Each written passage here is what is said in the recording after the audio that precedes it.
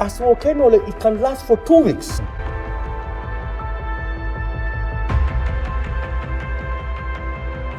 And he has the intellectual, moral, political right and grounding is on terra firma. He said the right thing at the right time, in the right manner, to the right audience, and we fully support the party leader's position on this. Yéen ñëpp gis ngeen ne dañu oote ne nañ ànd soppi nguur gi fi lu pexe la parti yi bokkuñu xalaat bokkuñu jubluwaay lii pexe la rek pour génne ngu réew ci loxo benn nit te jubluwaay bi mooy won ne fexe nag nit ñi moom réew mi ne nañu ànd ci xel ñu tabaxaat réew mi.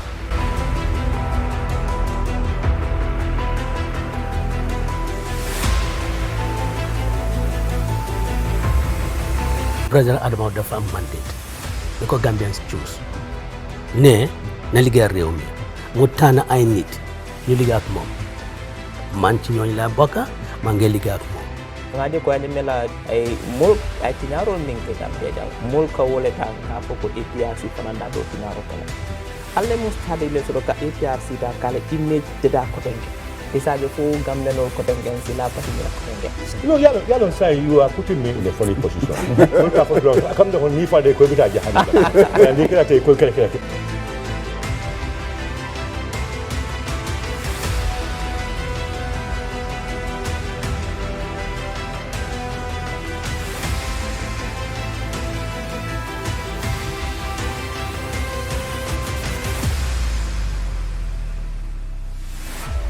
Searching for a reliable and trustworthy real estate company in the Gambia? Well, Lee Properties Plus Real Estate and Building Materials is here for you. Lee Properties Plus Real Estate and Building Materials is your go-to real estate company, providing safe, reliable, and timely services. We have plots of land in various locations across the Gambia, including Abuko, Farato, Jalambang, Kasakunda, Kachime, and Jambanjili. At Lee Properties Plus Real Estate and Building Materials, we also do construction, property rental, and borehole drilling services. We have high-quality building materials for sale with a reasonable delivery fee. With our convenient and flexible payment plans, you can deposit today and own your land in no time. Contact Lee Properties Plus Real Estate and Building Materials on 752-3293 or 582-7811 or visit our head office at Old Yundum opposite the Paradise Estate. Lee Properties Plus Real Estate and Building Materials, creating real value in property and places.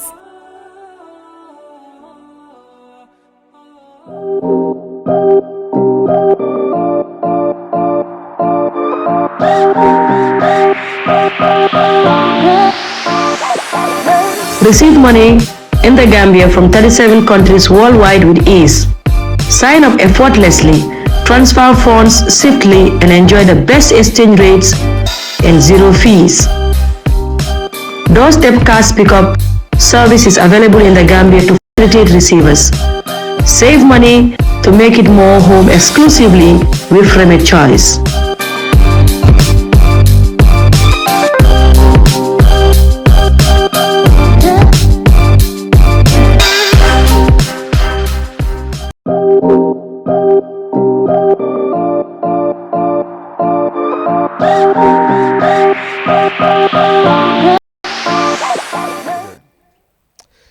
ñu ngi leen di dalal ci gis-gisi tey bi tey dañoo waxtaanee of course NAWEC ci seen faana ndox ak courant boo xam ne boobu la askan wi di am ci ñoom mu tax nag ñu indi kenn koo xam ne mu ngi faa liggéey muy seen PRO yi yore wàllum luy wax moom mooy Mr Buba Badji dafa ñu ñëw join ñu fii si gis-gis bi and I think it's good ne pour ma wax ne thank you very much si noo ñu join because it's always difficult pour ñu am government official buy join gis-gis the other time they no discussed about NAWEC with former MDB Alpha Robinson and then Silama Richard mu ne ma ne there are certain things yoo xam ne daf ko bugg a leeral and I think that is very important loolu moo laak ci government yi Adama Barrow I think it's important askan wi suñ xamutee yeena mbir ci dëkk bi nu moo demee ñoo xam ne ñu ngi liggéey ci fànn boobu ñu génn nga xam ne dinañ mun a avoid i rumo muy am ci dëkk bi yaagun nii ñu ngi gis before elections yi NAWEC gars yi yokk a courant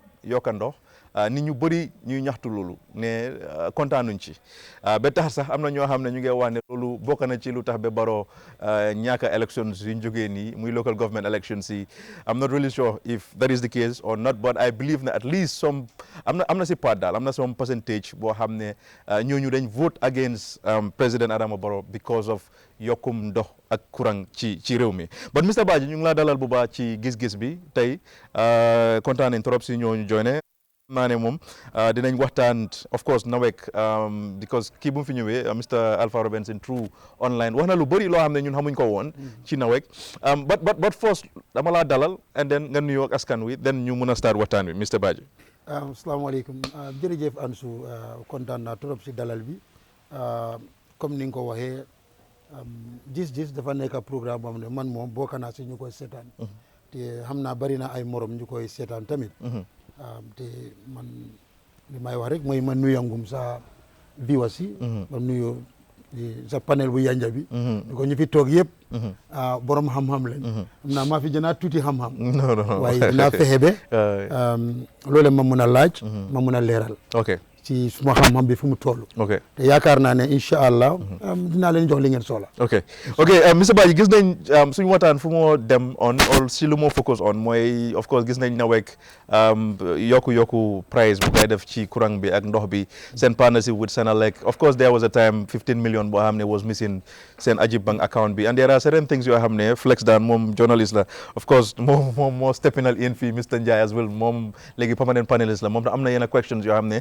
dina la ko laajte ci faana NAWEC noo leen nekk di liggéey and suma panelist itam de free suñu amee questions yoo xam ne dañ koo laajte mun nañ koo laajte but first Mr Badji dama bëgg a start with gis nañ ne NAWEC da ngeen di am lot of grants yoo xam ne dañ di jógee outside gis nañ European Investment Bank ñu ngi leen joxoon loan of 8 million no not loan actually okay loan perfect loan of 8 million euro boo xam ne dañ leen ko joxoon ñu jox leen 24 million euro boo xam ne grant la woon pour ngeen mun a dimbale seen liggéey bi mun a dem kanam but yet ñu ngi gis ya ngeen ni still grapple with you know enough funding pour ngeen mun a def seen liggéey nu mu demee lan a waral tey suñu waree ñëw to this stage with all the funds suñu gis yoo leen nekk di am from donors outside yee ngeen war a put prices to a point boo xam ne Gambians yi really ñu ngee jooy lan ay reason bi. jërëjëf Ansu sa laajte boobu noonu dinaa ci sawar trop lu tontu ko tudda nga fi European Investment Bank before European Investment Bank fana major bi mooy World Bank am EU dañu am EU World Bank European Union and European Investment Bank ñu ngi am Islamic Development Bank ADB ak ADB also si wàllum ndox bi sax ñu ngi am AFD dëgg la am nañ ci ay fonds yoo xam ne grant la am nañ loan dëgg la grant yi ñoo xala ëppa tuuti waaye dëgg la benn tey xaalis yooyu yëpp ñu ngi fa benn tey fu ñu expect NAWEC ñu nekk fa nekka nguñ fa dëgg la because lu tax mooy work in progress la because ñun yëpp réeréwuñ mbir ne suñu xoolee NAWEC juróomi at si gannaaw fu mu nekk ak tey fu mu nekk dafa uutee te dëgg la NAWEC amutoon di proper or the right investment pour mun a doxal NAWEC nu ko yaakaar bu ngeen am si ñun ñu mun koo def right investment boobu noonu amutoon waaye sant yàlla ba Gambia soppee doxin wala am naka lañ ko waade si olof bi waaye buñ ceeñee from 2017 to date with the new dispensation am nañ a lot of funding am ne pour NAWEC te funding bi dafa am ay fànn yu bëri xam naa si biir waxtaan bi dinañ jambe laal ay fànn yu bëri waaye pour mu ci gàttal xaalis yi ngay tudda noonu am na electrical expansion bi foofu la bokka mooy ñu amutoon ñu am modernisation because suñ network bi am na network boo xam ne bu fi nekka lu fi bëri sax moom a mag man xam naa ñun mi fi nekk ay war nañoo mën a séntu ne junni nañ fekka network yooyu so dafa dem ba toolu foo xam ne mun a tuta jël liñ soxla so loolu la ñoo waaye mooy projet bu ñoo waaye JAM electricity restoration and modernisation so restoration bi mooy delloo si am si courant modernisation bi mooy luñ buura pour mu ñu rafetal ko ñu am international standard te soo xoolee buñ commencé liggéey yooyu noonu bokk na si biir JAM bi sax am nañ ci yeneen component yoo xam ne wàllum jant bi la mooy sola bi am nañ ci faana boo xam ne because dañu am component 1 2 and 3 component 1 bi modernisation bi foofu la nekk ak expansion bi mooy inauguration bu ñu defoon tuuti si gannaaw Kalen just about 46 villages ñu ngi am another 233 villages yoo xam ne sax already sign nañ contract bi door na di gas di liggéey waaye nit dina mën a laajte ok xaalis yu ñëw tudda yëpp benn tey courant benn tey mu ngi fay waaye foog naa ne ñun yëpp képp ku mun a xool si gannaaw affaire bi am na ko wécceeku yu bëri yu xew te in fact si weer bi si fay bi waroon naa stop waaye because liggéey bi dañ amoon tuuti gàllankoor ñun daanaka pour modernisation boobu liggéey boobu noonu 95% bi yëpp def nañ ko 5% bu des because xam nga mbir dañ dee we are partners ak yeneen banqaas mooy this OIC road bi tamit am nañ yoo xam ne il faut ñu xaar leen ñu demaale because mënuñoo xaar ñu defar yoon bi ñun ñu dajji so fu ñu waroon a synchronize Kotu Tank mooy one of the newest primary substation bu jógee ko xam nga dañ am line bu jógee Brikama ñëw Jabang primary substation bu war a ñëw Kotu Tank opposite Jah Oil boori Manjai Field soo fa bàyyee xel di nga gis ne foofu noonu ñu ngi fa sampalu ees loolu primary substation yooyu ñooy decongest mooy decongest mooy bu ko line bi dafa congest thank you wàññi load bi jërëjëf Rafi loolu la ñu war a def waaye lu tax mënuñoo connect benn tey contract bi pare na mu ngi toog because initial plan bi mooy dañoo cross si kaw waaw waaye because aduna mu ngi dox OIC seen ingénieur itam bu ñëwee ñu see ñu ne ndoodeet doo leen mën a dem si kaw fu ngeen jaar si suuf so loolu bokku doon si plan bi léegi ñu am pour delluwaat si drawing board bi léegi naka la ñoo demee si plan waaye drawing board boobu jeex na am nañ te léegi order nañ bagage bi ñu ngi xaar ko dafa war a nekk underground cable du underground cable boo xam ne dafay boobu yu doon because load boobu noonu doo ko caaxaane so si xaalis bi ngay wax noonu ci liggéey yooyu leen nekk di dox te incha allah léegi tey ñu egga fa work in progress la. Okay, now Rafi, no gisee I think we've discussed about this bu ñu amoon Mr. Robinson funding despite fundings yu gars yi nekk di am through donors yi but yet mënuñoo fix seen problems yi sa opinion about that Nancy sorry Rafi. Well, I'm glad Mr. Buwa ñëw na because like you said ñun fii most of the time daf day mel ni comme government dañ dee ragal a engage ak askan wi pour experience exactly la mu nekk di happen and I think they owe it to us because ñun we are taxpayers and we are the one who actually put them there so I'm very happy ne ñëw na mu explain because ñu ne léegi su explanation amee rek su leeral amee dafay tax tam nit yi mun a expect expectation of lan la ñu waaye wax dëgg yàlla am lu mu wax man am one of the biggest critics of NAWEC waaye I have to also bul worry but mën naa just get back to Mr. Baji okay it's okay go ahead okay yeah so I'm glad ne Mr. Buba ñëw na fi because all the time dañ dee difficult pour ñu am guest especially from the government pour ñëw leeral askan wi lan moo nekk di actual situation that's going on so man am one of the biggest critics of NAWEC because I believe ne electricity bomb is very vital for anything any development bu am waaye I can also attest to the fact ne digga courant ni mu meloon back in 2017 ak léegi definitely change na a lot because man léegi sax ni ma dee mën a xamee ne comme courant baa ngi stable mooy su ma dee ñibbi from my office dama dee bàyyi suma computer bi ma def ko on sleep mode and then when I come to flow mode ma click mouse bi ma wan la computer bi na taal loolu moom ñu ne comme courant fayut because su courant fayee moom soo cliquer mouse bi du taal foog nga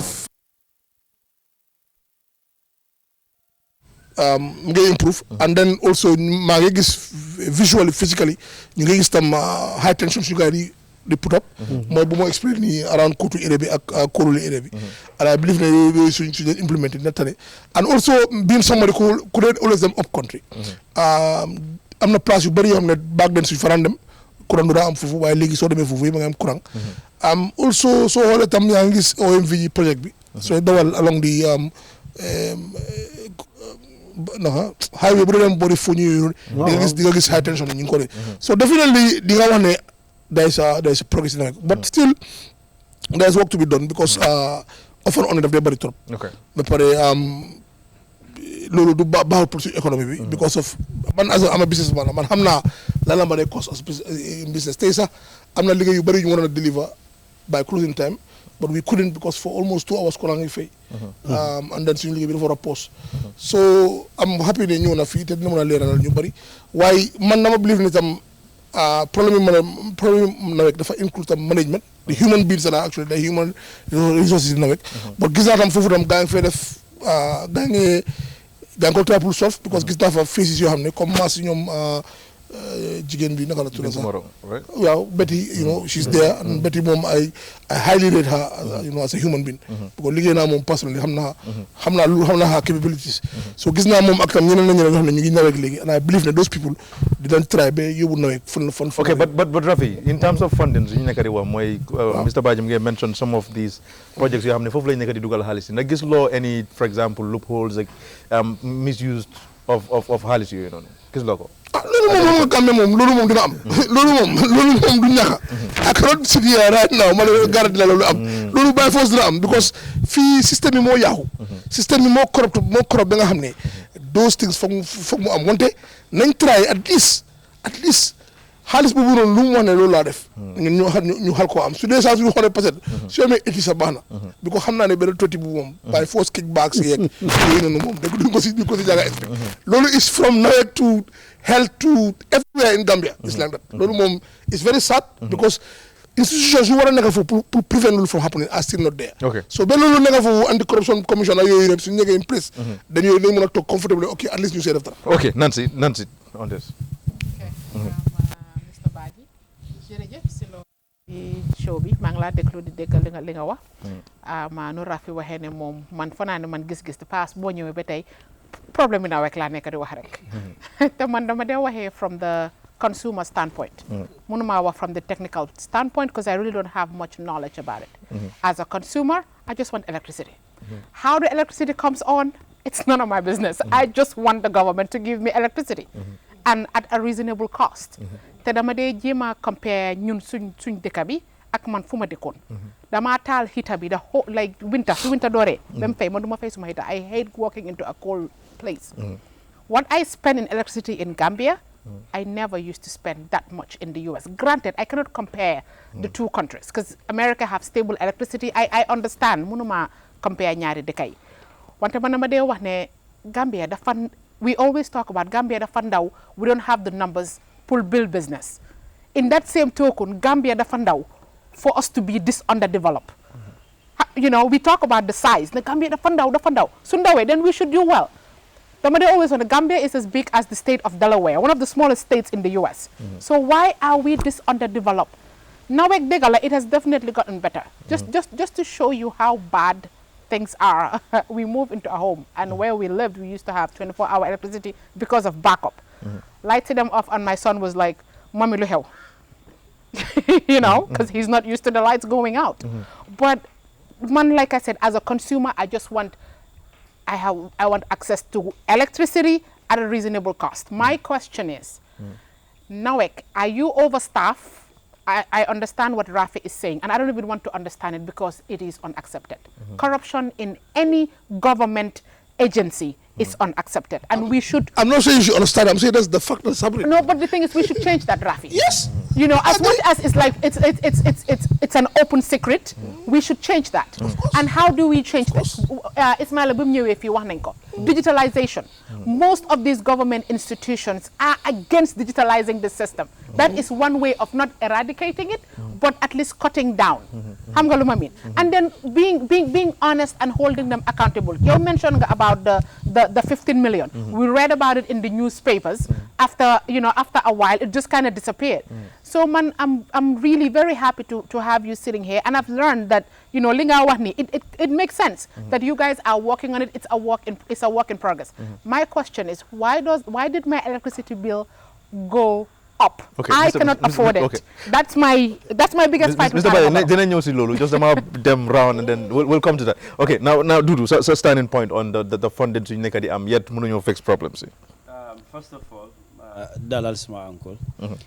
Maybe wahareng ne santalen gerem len on the point of waa Bajikunda man seen jarbaat wone ne gis naa ne gars yi dañ ñeme media ragaluñ media gis-gis bi moom am nañ fi Badji especially gis-gis because honorable minister Bakary Badji ñëw na fi ñu am Ismaila Badji another doctor Ismaila Badji tey ñu amaat another Badji so definitely I'm very proud loolu moom man ko na Badji they very smart yes so dalal la rek di am kontante suma collègue si lu ñu wax xëj na man am na bit difference ne am na li ma understand NAWEC lu bari ngir suma papa kii ma jur na ko yàlla yërëm foofu la liggéey ba mu retire after dañ ko daan jël contract Baboucar Dia ñu bari Paja lañ ko xamee from PWD ñëw ba GUC UHC MSG ba NAWEC taxaw tey and dama am di privilège boo xam ne dama daan dem Kotu Power Station so daf ma daan yóbbu wan ma liggéey bu gaay dee def yóbbu ma different area comme at the time example su waxee ne number 6 la ñoo maintenance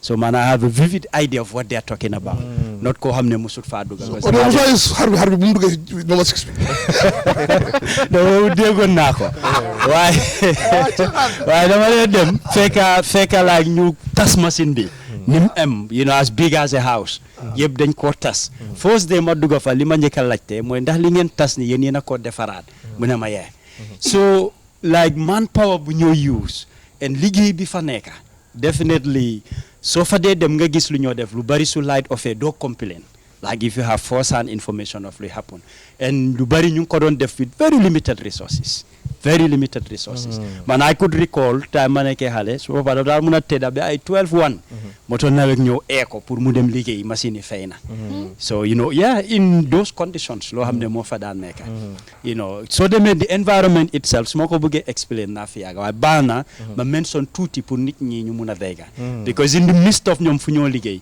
mënuloo yuuxu bela nit dégga you only wave signs pour nga mun a communicate man fekkee naa foo xam ne fu ñoo liggéey machine si heat bi nu mu dee tàngee like comme yëre fogajaay yi lañ dee xooj si morso ba mu tooy loolu ngay use mun see toog waaye du yàgga rek comme heat bi dafa woo ba mu start di saxaar you need to change that so soo demee yeneen dëkka doo fa fekka yi in the conditions that they work so ñun luñ mun rek bi want electricity dafa dem mu complain waaye man tam awul join Nancy ma taxaw on the consumer side parce que ku nekk dafa bëgg a gis electricity dëgg la yokku na and factors yu tax mu yokku tam gis nañ ko ne a lot has been pumped into energy loolu kenn mënu ko weddi waaye suñ demee ñun ñëpp lu ñoo laajte tey mooy ne seer na and most of us mënuñ ko afford because mention nga ko fii earlier about election bi daf ci am impact ma jox la just benn exemple ñun time bu ñoo campagne am na kenn kuñ dem këram ñu commencé di explain like Bakary Badji lañ doon campagnal pour muy leer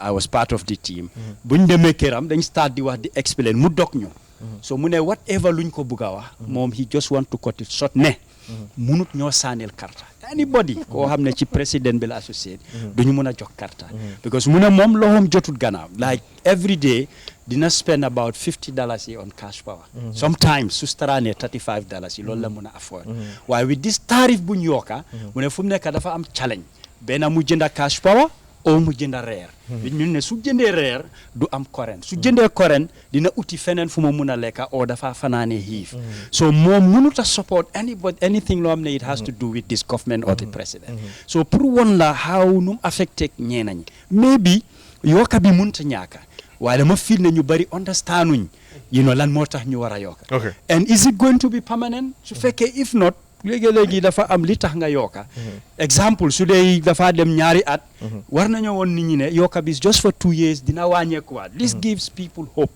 waaye the way people are struggling ak jafe-jafe nga ne yokka nga rek nga ignore leen which means ne dafa continuer some people are even traumatized with this tariff based on yokka biñ yokka it has affected their life nuñ doon dundee lu bari luñ daan am mënatuñ ko am so loolu xëj na moom dina ci ñëw dina ci leeral it's just a question lana waral yokka bi ndax luy continuer la and man one thing loo xam ne yàgg naa ko complain mooy street lights si dañ change bulb si li fa nekkoon the color was orange daf daan leer sometimes even so face a headlights you see where you're driving waaye fluorescent bulb yi fa nekka pour man leerut and it's not road safety ñu bari guddi suñ deful full light lu ci ëpp ci ñoom mënuñoo gis fu ñoo dem waaye li ñoo wax ñu ne like dañ bëgg a save energy saving energy and giving priority to road safety man foog naa ne yoon bi ñu mën a gis fu leer dawal fu óor pour man moo gën and suñu waxee développement waru ñoo wàññi di dellu gannaaw dañ war a yokka ñu gën a mun a dem kanam man loolu laa mën a understand as development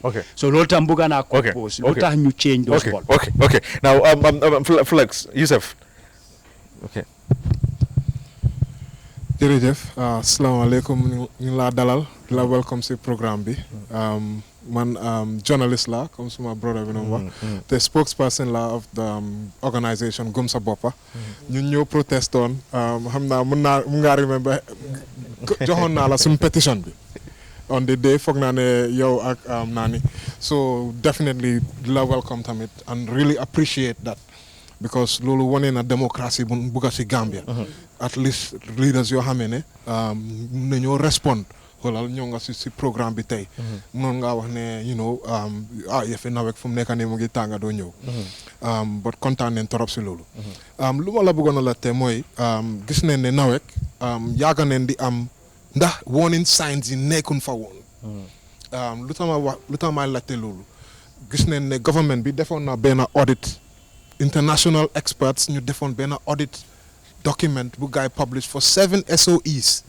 NAWEC bokkoon na si loolu depuis 2019 te génne woon neen i findings yu bari comme you know separate water and electricity ak yeneen recommendations yoo xamee ne suñ ko implementoon xëj na sax depuis 2019 time bi problème bi di xam nga like du ñu fi fekka because of a lot of problems of NAWEC di nga gis ne financial la management comme for example 15 million toog rek disappear léegi ne NAWEC ñu ngi doon gestu loolu noonu yooyu noonu yëpp da ngaa gis ne soo ko factory dalasi 15 million disappear si seen account te cash power la de nit yaa ngi fay cash power so xaalis boobu disappear xam naa NAWEC ñu ngi ko doon gestu xëy na sax mën nga ñoo jox an update ndax NAWEC su gars yi implement woon seen recommendations yi audit recommendations yi even 15 million bi bu gars yi di riitee ñu ñëw ñu gestu ñu gis recommendations yi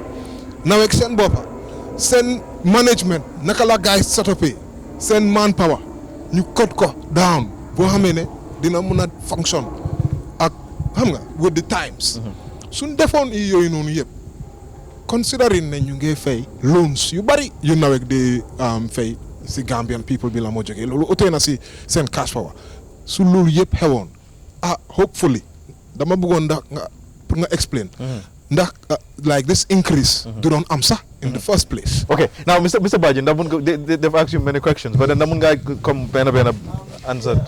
I will try. If I forget, anybody can always help me back. I will start with my brother here. In football, we are not brothers, but today we are brothers. Yes, Arsenal. Me and President Barrow support Arsenal. Yes. Ravi said something. It's very important. Dafa am solo torop. How many institutions, but pour NAWEC moom amu bëgg ma leeral. Projects yi ak ni mo wax ni all the funding bi ñëw.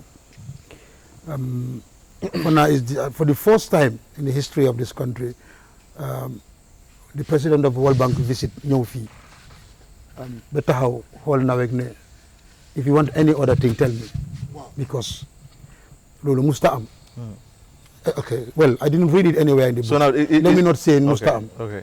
Okay. Te soo gisee mu wax loolu du ku ñu war a dugg pour mu ñëw recommend ñu. The president of World Bank. comme ne bi moo ñëw sax flight moo ko jiitu sax pour bodyguard si ak beneen flight bu ko indi. maanaam ñu ko gis fekkee nañ ko. time la sax pour dem. waaye ñëw na ba mu dem ba Brikama Power Station project suñu sponsor yëpp NAWEC ñëw na bu gis ko and he was very satisfied to the extent mu ne ministre bi ministre baa ngi taw energy baa ngi taw MD baa ngi taw I was there mu ne if we need another one.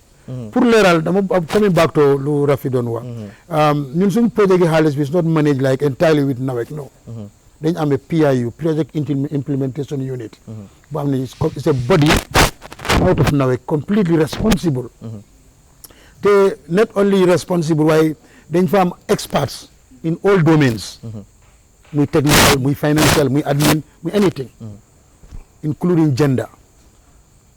I will come to that. Pour xaalis yooyu noonu comme yeneen xaalis yu ñoo dégg ne dem nañ it's not possible because those monies are not even monies that are lying in NAWEC's account. No. bu ñoo demee noonu la moo ñëwee te soo bëggee sa xaalis bi barke rek dégg nga ko jigéen na ko sàmm at most te PIU boobu noonu ku ko jiite jigéen la e Gambian moo ko jiite and then mu ngi implement projects yi millions of dollars te muy AFD muy Islamic development all this EU EIB ñu ngi liggéey ak ñoom not one single time since the inception of this project almost coming to the next 4 years or 5 years there was not one reprimand bu ñëw ne waaye bii doxut kon pour leeral waxam bi pour tontu la ne loolu amut foofu that's for the projects yeneen institution nag su fa dara nekkee moom I wouldn't know but I want to clear this one and then I'm on record okay the other thing somebody said that they overstaff perhaps understaff because so understand what operation in NAWEC Mr. suma jarbaar xar naa laal foofu noonu liggéey NAWEC dafa métti dama dee wax nit ñi ma ne leen fine ñun mi nekk NAWEC nekku ne ñun ñoo xam lépp wala mun lépp non we are lucky to be there so dañoo def suñu waar ñu dem comme suma directeur am na benn wax bu mu ma dee wax toujours rek it's not nekkut comme privilège la it's a necessity pour kenn ku nekk di am courant soo gisee sa doom bi sa courant fee sa doom bi discourage because this is li ella xam naka akam la suma olof bi nag dëgërul bu baax it is right pour mu am ko te ñun dañ ko xam xamuñ ko rek MCD waaye dañ ko xam di si dox globally 2030 lañ set everybody to have access to electricity NAWEC and the Gambia government we will do it at 2025 it's just at the corner yes by 2025 foo mën a dëkk si biir Gambia you have electricity okay but dama la bëgg a laajte fii because yaa ngi indi that point it's important ne NAWEC da ngeen am benn electricity sub-sector roadmap right 2021 to 2040 right and da ngeen wax ne yéen seen target mooy pour ngeen offer lower electricity to of course Gambians but now we're in 2023 heading to 2030 2040 but with the increment bu nekk di gis si price yi lan moo ko waral dafa jël the right direction. No, we are doing the right direction. You see, comme dama delluwaat si suma. Wala na politique la because at some point they gis government. Actually not. I would definitely say big no to that. It's not politics. Gis nga bu doon politics la. duñ doon increase dañoo xaar ba after election ñu increase. Okay. Because then that's political. ñu xaar ba nit ñi nax leen ñu sa. waaye tam ngeen a increase before pour yàlla. No. I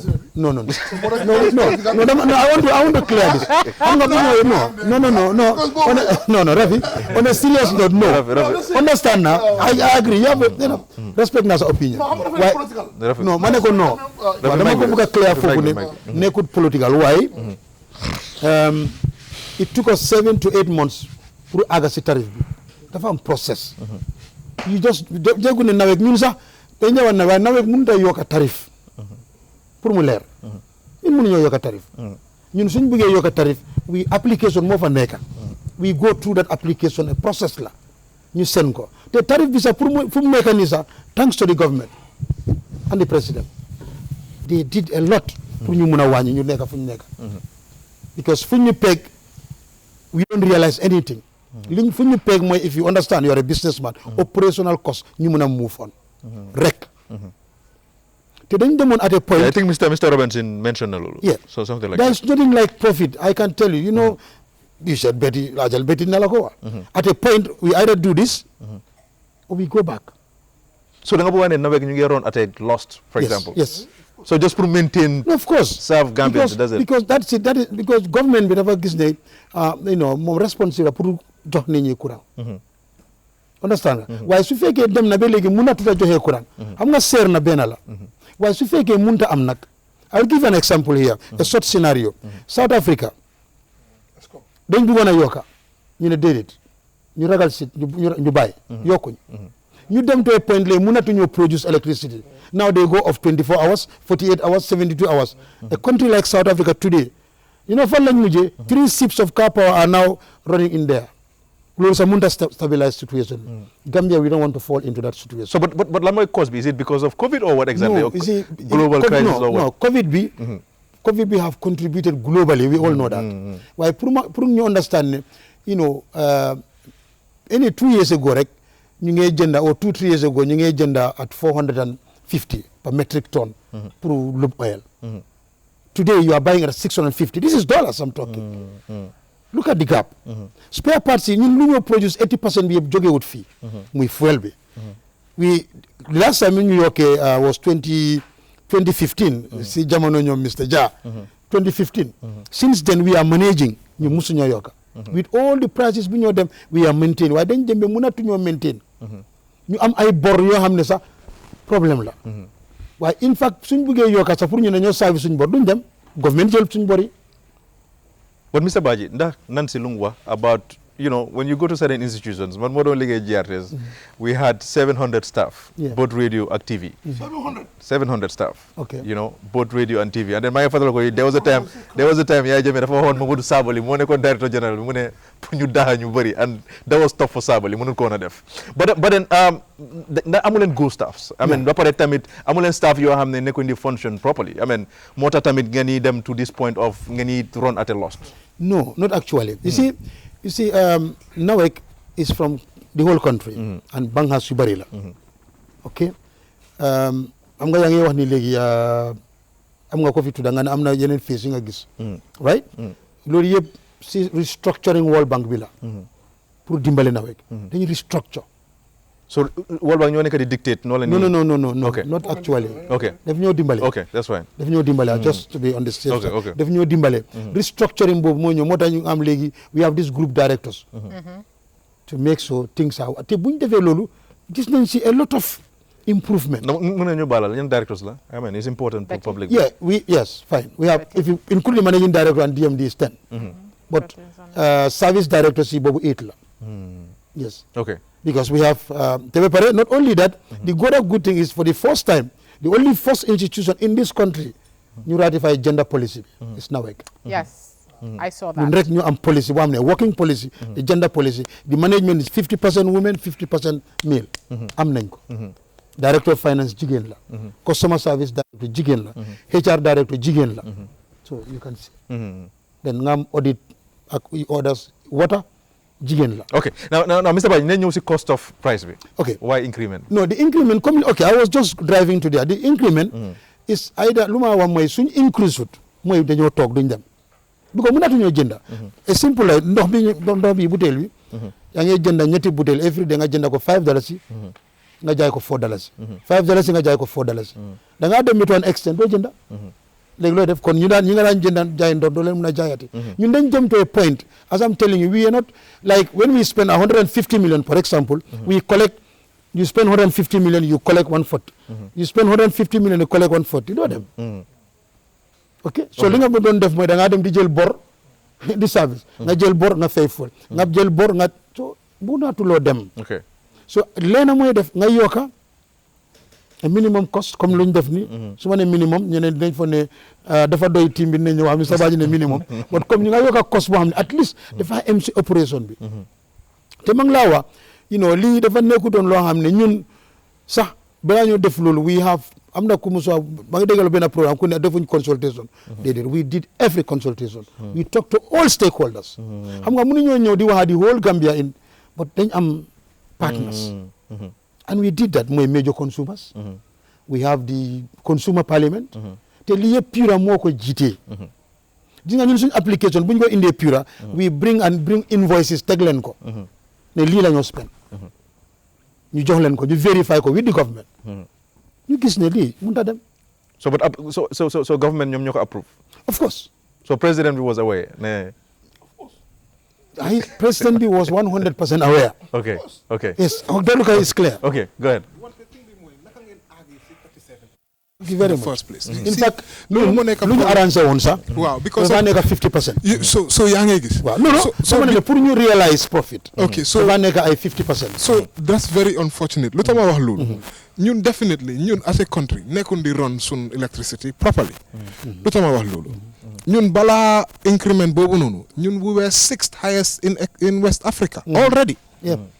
So léegi increase boobu noonu. yokk nañu def nañu the 5th highest in West Africa. In Africa. di nga gis ne East Africa electricity is so much cheaper. Yes. ba pare ñun West Africa is one of the most expensive. in the whole of Africa. You know why?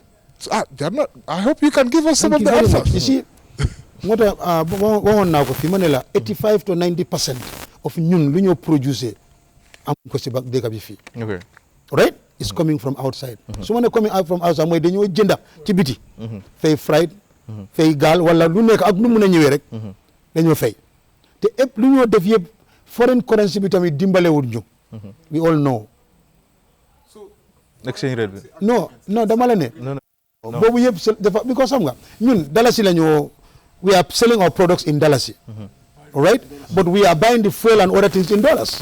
Understand that part, but we want to. That is one. That's one aspect. Why lita yoka bi. Dama bëgg pour understand lita yoka bi mooy ñun.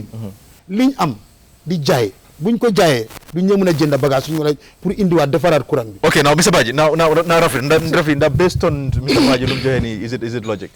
Yeah, of course, because so earlier the trend, I think Nancy was saying in America. Do they off heating? Why I think Europe they are going to the opposite. Because man Europe bills you money is fufuta. I could even imagine at my time over the lola guy they pay. Man buma nega fufuru ndox bom a gas e 20 pound la fay or 30 pound or subsidy e 40 pound a whole month. Like gas bills like 250, 300. So my guy want some bills you understand. So so you run any business at a loss. It will come a point where the business will definitely collapse. I think NAWEC lu ñu waroon a def mooy ne even though ñu ne def nañ ko waaye sensitization it was very important. Because before balaa ñoo yokk price bi. Because man dama believe ne even though ñoom seen side they think ne they've done well, they've gone to the consumer parliament and stuff, but I can tell you the majority of the public, it was a shock and a surprise to them when we say that figure. And at first I didn't find it, but when it hit that deadline, we're gonna do the cash for is difference. And then you're like, oh damn, they're gonna lead the gala. So you know, I completely understand where it's coming from, because so I run a business your inputs here are from foreign.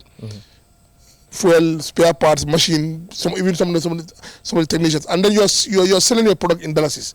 And when you send dollars, you're gonna depreciate. And then now change that dollars back to dollars. Put fuel we know. It's difficult. But you know, man never believe in suñ toogoon comme Mr. Buba lu moo def right now. suñ ko doon def extensively before. di gën a askan wi yooyu noonu. maybe dina am some sympathy ak di nga am expectation okay lii moo nekk. Rafi la nga foog ne mooy. yeah because man I think coupled with also sound management, which also they are working towards, I think loolu dina gën a improve NAWEC. Okay. Why right now things are very difficult for the Gambian public, but if you also look at the world, it's something that's trending now, because in the UK and most European countries, the same problem they're facing, they're even facing worse than but Rafi, la mooy nekk long-term solution bi pour mun a cope problem bi. Is it at some point we expecting the Senegal dinañ am seen petrols and maybe dinañ dem ba di shift di buy from Senegal, maybe loolu dina help long term pour kill down prices. Long term Mr. Buba lu moo explain fii, I think long term things will improve. Su dee lu moo explain fii Amna implementing successfully, which is definitely management, because no matter how good your institutions are in terms of having machinery and stuff, they're gonna need human beings to manage fufu. And if you don't get the right personnel, forget about it. So I'm solar panel so if they saw that coupled with also you try also to invest more on sustainable energy, solar. Green energy, because these are things that you don't buy dollars. It's free from the sun. So you may enhance even wave energy. So I think soon already look into those things. Coupled with new one reliance on these heavy duty fuels. I think that will also improve. Also, I don't know if they can think about going to gas turbines because gas I think is a bit more cheaper than oil. So I'm all those power generating things, and also let them also look into trying to invite private power generation companies. They know how to produce these things at cheaper way, and then they can also join into new supply grid, and all these factors can go into helping us to lower cost. Okay. Because, definitely, man never believe at least in soon lifetime. What are your Nancy, and then you them to on the point you gain any. What do you think? Like, the way forward? The way forward for NAWEC. I think Mr. Robinson, Mr. Baji have echoed the same thing. And what I think what we didn't mention today, mention about the old system, send old pipes. How sometimes electricity is lost during the because system bit of a maggot. Why man luma munta understand, and this is not just limited to NAWEC. The cost of fuel is expensive all around. Granted, government is subsidizing part of the fuel. Well, Ukraine lobby. Why can't we like Lurafiwa? And I guess now most Gambians are moving away from even dealing with NAWEC. I moved into a brand new house. NAWEC living musta ibi, dohbi musta ñew. So man, without electricity, when the lights go off, I don't have water, I don't have electricity. Like nothing runs in my house, and I have kids, so it's hard. So man, and I'm always talking from the consumer standpoint. NAWEC, Flex was saying the same thing. Maybe you guys did not do enough sensitization. To be honest, I was under the impression that it was going up by 10%. Madam Jindasuma 500, which I used to have 50 point something. You just 36 point how malan. Mahuloya vendor bus bohal seren of masaja. Mune madamaga waha NAWEC. Mane okay, hara madam duga EcoBank. Maduga online, Jindasuma cash pa mu jox ma the exact same thing. Mador nak di ran sila dora di ran betay noppé guma Mr. Ba you know so I want to know what is the way forward. This increment based on what he has said so far sounds like it's a permanent one. Doesn't look like this is going away. This is the way forward. Su fekkee ne xam naa ne mention ngeen ne yéen a ngi jéem a upgrade system bi soo leen upgrade system bi ba seen cost bi wàcca is NAWEC willing to bring the cost down, or are you trying to recover the years that you guys were supplying us and you were running the company at a loss? I'm just, like I said, I'm a consumer, and this whole cash power thing is killing me. I can't afford new shoes because now NAWEC is growing on my spending money. Not reasons you think they're tangible enough for need to accept prices you guys make. Well, one thing I think is important, my work in progress. Liggéey la boo xam ne mu ngi dox. And fuñ ko séntu mooy ne dina baax. And man, still I will come with my point. About the street lights, man. Maybe just purunga note ko down. No, I didn't finish answering. No, it's not about that. The magis impact bim def and therefore create some accidents. Of course. Man, I'm concerned about road safety. That's true. I'm very concerned about road safety. Of course. So more to my point for. While Lirafiwa, I think they didn't go about green energy. You know. Nit ñi li ñoo complain always mooy car powership ak Senelec ba kañ foog ñu am alternatives yoo xam ne we should be dependent on our energy ñu moomal ko suñ boppa liggéeyal ko suñ boppa ñu mun koo joxe at a rate boo xam ne it will favor our people. Now when we make comparisons ne yeneen dëkka affaire yi dafa seer ñii ñu ngay yokku ñun fii nit ñi seen salary di wey ñoo aan we living hand to mouth loolu yokkuwut dafa uteeg East South Africa loolu yokkuwut so foofu dañ ko war a factor soo gisee may laajte for how long dama am Gambien bi li ko affect amul ci solution in the long run dafa revolt dina génn wane meram because mu ngi ko affect every day like lu ñu wax basic necessity la nit ki axam la mu am ndox mu am courant léegi soo ko xañee amut ko dafa am ñoom ne sax dafa dem ba di leen traumatize because it's like yow you're disconnected. Di nga bëgg a charge sa mobile doo ko mën a charge. Sa laptop du dox, sa fridge is not working. So lii dafa mën a depress nit ki. So moo tax ma ne basic necessity la.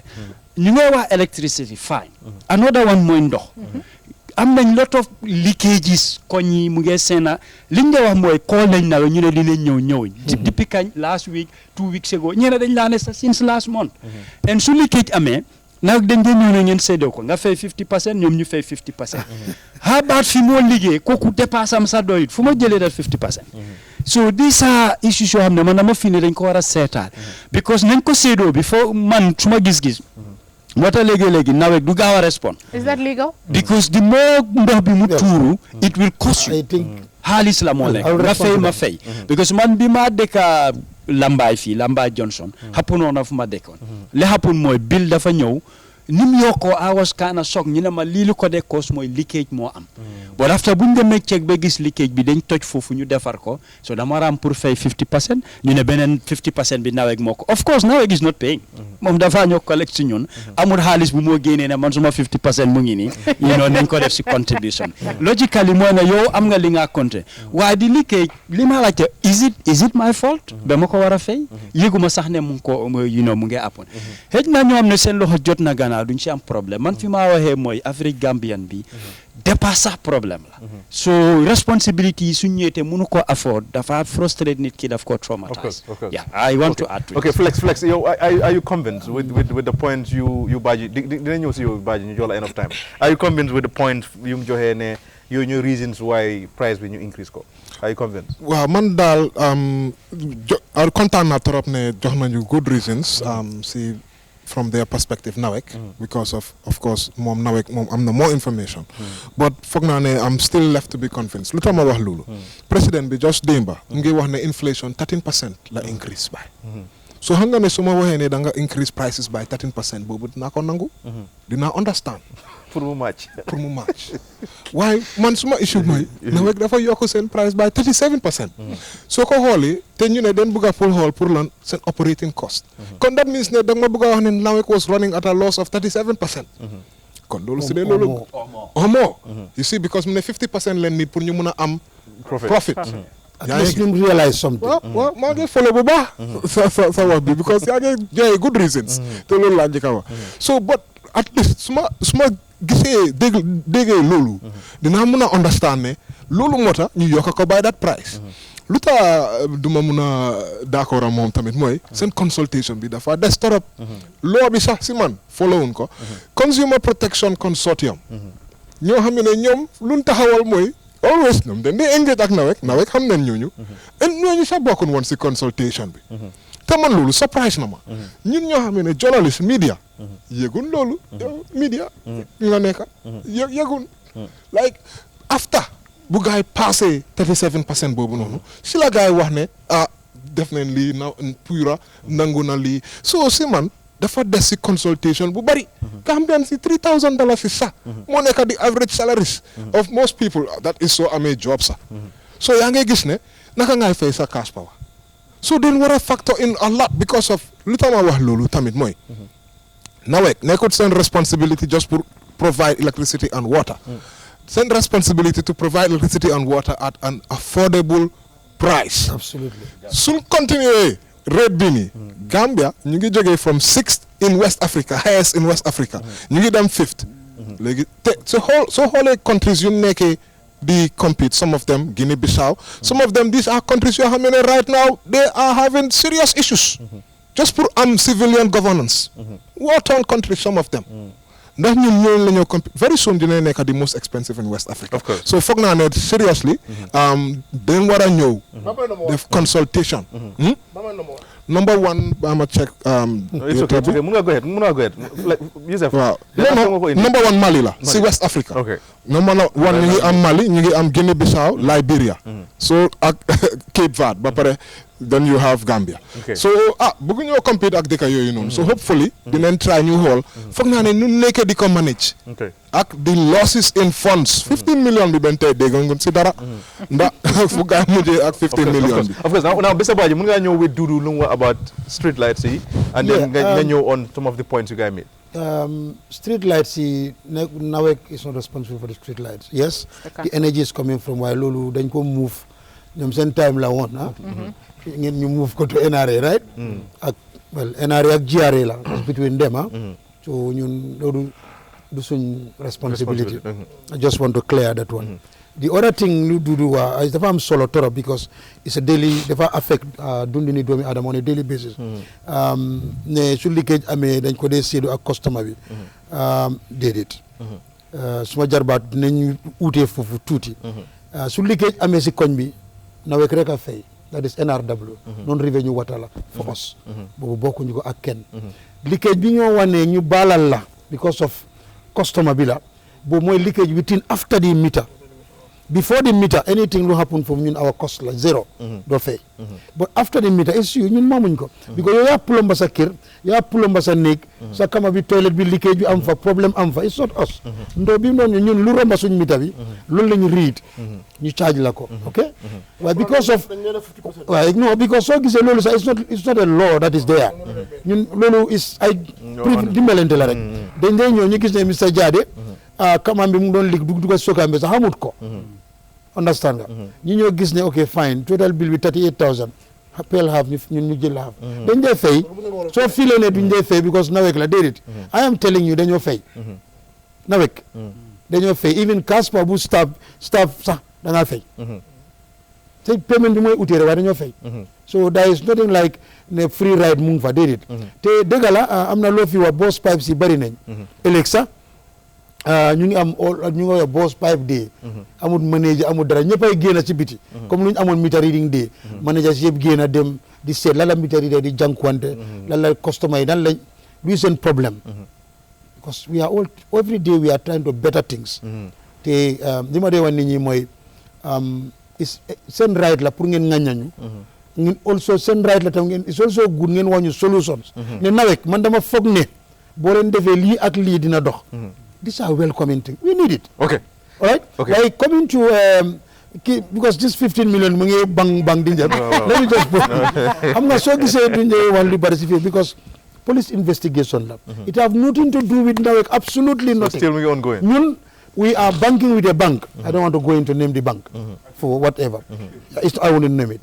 We are banking with a bank. Bo xamne dañ am contract time bo non def ñoo indil meter ñu jaay ñu delo ko business la.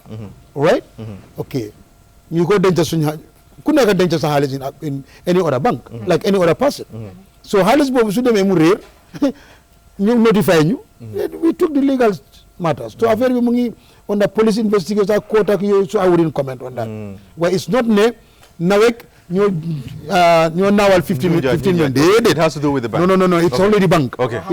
But even in the investigation, doesn't even link it to any NAWEC staff. Really? That is number one. We're clear. It's the bank. Wow. The other thing. Okay, now the other one, Nancy, and that is true. They want to talk 1 week doing amdo. No, problem. No. See, I've been in that house for 3 months. The NAWEC doesn't come on at all. Yes, but I agree. Not only Thank you very much. I'm a neighbor to Kersering. I'm on between February, March to April, around early April. There was a rather big problem around that area. I still don't have water. NAWEC water. No, I'm coming. Manila Mungenyo. I'm coming. Giving the fact, poor digger. The demand is more than the supply. The gap is just big. Mota mention Navis is starting me Manila. I'm named project on AFD la Africa French Development la pour ndox. OIC tamit jox nañu few funds yam na ñu ngi develop. Te léegi ñu ngi gas ay borehole. Xam nga problème bi mooy tey soo indi woon $10 billion nga jox ko NAWEC tey nga ne ko in 30 days Gambia yëpp am courant. It's not possible. Because electricity, time la, process la, generate la. Going back to the tariff bi dafa nekk permanent, they did. Halatuñ ko. Nguur gi NAWEC, they don't even think about that. Lu ñoo halat mooy naka la ñu ko dañ ko indiwaat. Benn lu rafet di wax I'm happy to mention is technically minded. We already have a 23 solar PV plant boo xam ne dañ ko lay in February. By November, December, we are going to inaugurate it. Then this year. We have our one this year. ba pare last week lañ fa dem with the whole board of directors ak steering committee of the projects 23.3 23 megawatts yes megawatts okay that's good in Jambur te loolu sax soo gisoon ñu tollu fee parewutoon loolu waroon naa pare a year ago why because the same Gambia as we are we compensate da ngaa compensate ñu ñoo ñu ne déedéet man dam fi we compensate the government you know the president have even stood ne ñu compensate up to over $87 million ay nit pour ñu mën a liggéey you see all these are delaying factors tey sax ñu ngi am benn problème boo xam ne su fekkee ne du PPEs mooy compagnie ñoo compagnie person affected living bi di kon tey projet boobu pare na waaye projet bi mun da pare because benn te koona la boo xam ne mënuñ faa toog te ku ñooñu mënuñoo d'accord ak ñoom si compensation okay and this is a national development ñu ngi am Jara Soma we already have as we talk now ñu ngi try pour float tender bi for a 50 megawatt solar plant in Jara Soma gis nga is 150 megawatt but first phase bi dafa nekk 50 okay and that 50 we have another 10 in some part of North Bank green these are all solar okay all right am nañ benn 10 boo xam ne mënuñ koo implement because place bi dem nañ bay fii la balaa ñoo xam ne nit ñi sampane okay because people will go and tell them no loolu maa ngi ñëw Rafi that is a clear loolu dafa because already dafa wàññeeku that is the essence okay like da ngeen identify place ne fii ngeen koo def in time nit ñoo sampa non nit ñi ñëw du nit ñi oh okay honestly nit ñi ñoo sampa foofu so what do we do okay now Mr. White on the side of ndox bi I think it's the entire country so loolu dañ si war a spend a little bit time now la mooy main cause yi and then lii ndax duñ short term bi ndax dañ ko fix in between na am na time frame ndax de is there xam nga ñun fii suñ problème yi dañu am problème yi data duñ ñu collect any data wante somebody raised something very important I think is also important that ñu gëstu ko there are recently a lot of kidney cases te am na ñu ne it might be the water that we're drinking so yan measures la nawe naka di jël to make sure ne water bu dee eventually ñëw suñu taps yi are safe drinkable waters because this issue of a lot of people having kidney problems now dana am fii waaye xam nga fii like I said ñu collect any data pour seet lan moo nekk cause bi especially among men waaw yeah so lan la def si loolu sax di nga ko laajte ma kontaan trop pour tontu boobu noonu because jaar naa foofu noonu I've worked in that sector for more than 15 years in the water sector or more because but yes we are using the WHO recommended guideline te gars dañ ñëw all the time ñuy test ndox bi sax pure dañ dem on ñoo ooyee random test avec a special unit te dañ sometimes dañoo use Gambian lab sometimes so necessary so we go outside but pour ma wala ne suñ ndox bi is as safe according to WHO we were apart from Namibia we were the best. but loolu moo de cause ndox bi muy mel ni lu yellow sometimes lu brown. no loolu Bansang la xew. not only Bansang. where there are some parts not yellow typical yellow but do they nekk sometimes sometimes problem bu dee am like fii maa ngi ñëw we like 100 like because bi ma ko fii gis naa DN 150 moo daw fii ñëw bu ñëw fii yàggut DN 150 moo daw after ñu connect fa one inch and a quarter léegi pipe bi toj for instance pipe bi toj particles yi jaarale continuer jógewut si ñun léegi de waaye si ñun suñ pipe la jaar mu ñëw yow si sa pompe bi nga ubbi moo tax it is very important soo ubbee pompe bi xaaral tuuti nga mu floss loolu la ñu ay floss this is very important waaye fi moo jógee ko si treatment plan bi billahi I wish Giss am na ngeen time one day ngeen dem si water treatment plan bi you'll be surprised it have a lot of filtration with a lot of things in your I think that water filtration plan you have one around Jaba. Okay. Yeah. We have Sukuta, we have Gunjur, we have Brikama. Now we have Jambur. A new one. The World Bank Monyo sponsors. Okay. So all these things then you need test. We have a special team called the chlorine team. So problem in Dobby didn't fix? No, problem in Dobby. Okay, coming to that, lu very mung for help because legi mashallah, you see funding. It was a sector that was underfunded. If you understand what I'm saying. Concentration was on the electricity more. A lot of funds for electricity. But legi, what are we definitely you am the right funding to you get them. Why come limawa working because from nekani nasin new tujane alikali bi may nañu laan fuñ buñ buggee gas bohol y a problème at least dimbale nañu ay ñoofele yooyu yëpp ñu ngi fa am laan léegi ñu ngi gas bohol yi OIC bohol yi ñoo gas xam nga ñun buñ njëkk fuñ daan em si bohol bi suñ demee ba like fajara bohol si condemn nañ yeenay because nitrogen bi ñëw na we stop duñ ko use ñun suñ gisee loolu rek we stop gisule fajara ba 2 bohols are not working now fajara dox bi people in fajara their water is coming all the way from Sukuta right non boobu bu nekk ci bori juma pipeline we condemn it yu bëri condemn ne am na yu dox no foofu nag 5 boholes about 3 moo faa dox li des yëpp ñu ngi koy jëlee fale because ñu ngi ñëw pour condemn yooyu yëpp sax su OIC bi pare ak si boholes okay now Mr. léegi ñu ngi jënaa gas you know if you understand it we are going deeper just akiva bi ñu mun a avoid human interference bi. Okay. Now, Mr. Wajid, thank you. No. Just waxoon na dara lu important loo xam ne because mu ne Gambia is probably one of the best behind Namibia. And the WHO loolu leen highlight. Wante gis nañ ne Center for Collaborative Investigative Journalism. Binda neen benn publication. How man da gis nga ko? Gis naa ko, I read it. Water paradox. Yes, I read it and I have even tontu naa foofu noonu. Okay. They gave me false information. Because 70% of Gambian population is suffering from E. coli.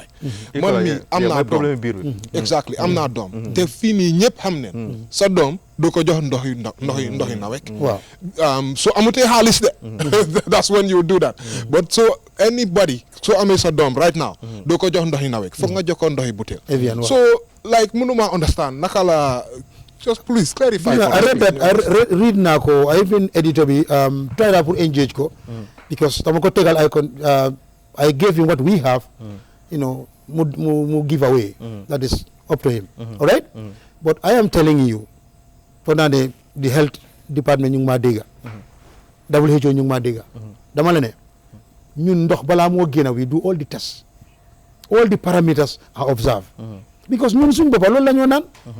xam nga su fekkee ne léegi yow da ngay defar jaay doo ko lekka waaye li ngay jaay loolu ngay lekka my brother you be very careful. Yeah, but I can assure you ne our water is as safe as we may not know. Honestly, okay now nañ dem break because programme bi dafa am ñu si jàppa moo tax ngeen gis toogu yu ute yi time boobu noonu bu ñu nekkee tamala toogu yu wow lañ doon toog léegi ñu ngi am toogu yu am éponge ba pare am na pax yu fata tuuti so ñu ngi jaajëfatal li properties bu baax a baax ñoom dañ jàpp si programme bi and then Remit Choice ñu ngi leen di jaajëfatal bu baax Remit Choice ñoom soo leen bëggee seen xaalis from Europe America Asia doo amul benn charges da ngaa jox seen money bi and then nit ki receive ko fii nii and then li properties tamit in terms of land suuf bu authentic foofu mooy the best place oytu leen ñum bëgguma mention yenn real estates fii nii in Gambia but in Junja rek lañ fi nekkee so I think the best place mooy li properties pour ngeen war a mun a am land but nañ dem break suñ dellusiwee ñu continuer then ñu waxtaan about Senelec bi I think is important and then car power ñu discuss about loolu noonu and then I think Youssef mu ngi am one thing lu mu bëggoon a raise tamit ak Nancy nañ dem break suñ dellusiwee then ñu continuer. Are you searching for a reliable and trustworthy real estate company in the Gambia?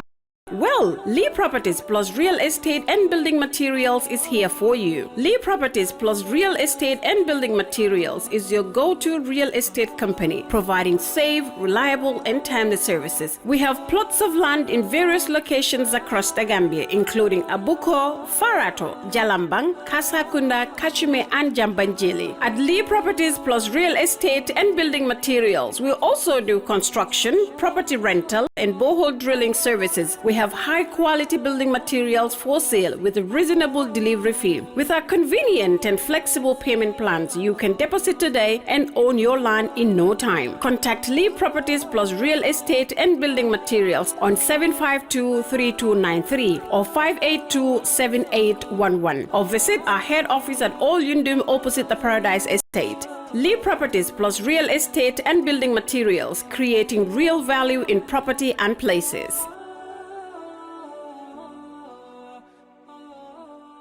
Receive money in the Gambia from 37 countries worldwide with ease. Sign up effortlessly, transfer funds swiftly, and enjoy the best exchange rates and zero fees. Doorstep cash pickup service is available in the Gambia to facilitate receivers. Save money to make it more home exclusively with Remit Choice.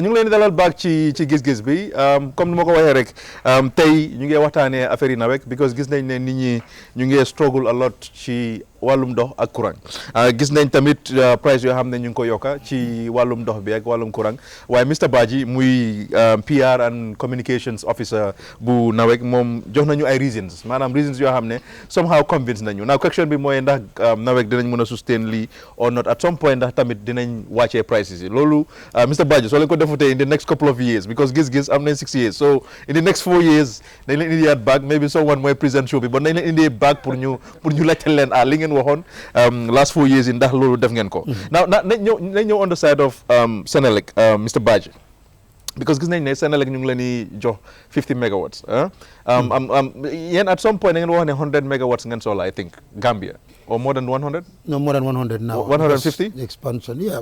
So I'm 150, I'm balance with this. Exactly. Why Senelec, point of observation, yes, we had a power purchase agreement with them, 50 megawatt, but we are taking 30 for now. Okay. Yes, it's take and pay. Yes. Okay, now consume and then pay. Well, at some point, I'm not sure if it's true or not, but then they nañ rumo ne da ngeen amaloon bor Senelec beta gay dok send services yi and then gis nañ ñun ñu ngi ko doon yëg Gambians yi like daf doon off bu baax I mean was that the case? No. In fact, I would say it. Point newspaper ñoo ko publish on and then I even engaged Uncle Pap maa ngi ko nuyu well I promised him I would not talk about it anymore but then their information was false and then I put it to them yes man being the mouthpiece of NAWEC does not mean I should lie or what I should tell the Gambians the truth because after NAWEC life is back in the home okay yes NAWEC amel nañ ñu ngi amel Senelec because képp koy jëflanteel business ngay jënda di ku lay jox su ma nee amee because dañ ñoo jox su weer bi dee ñu fay bor la all right waaye Senelec dogut ñu ici ñoom buñ ko waxee sax I gave them all the evidence suñ 10 megawatt machine bu nekk Brikama ñu ngi ko maintenance G5 at Kotu was down how many is it not 15 megawatt minus 15 megawatt we are going on load shedding lii mooy mata bi rek so si diggante boobu noonu ñoom bi ma leen confronté where do you get your information ñu ne somebody close to the hierarchy because ñu ne Barrow moo jël téléphone bi call Macky mu ne ko dimbale ma nga that's how it was written and some people pick it to the online no it was not that was not the case Senelec ak NAWEC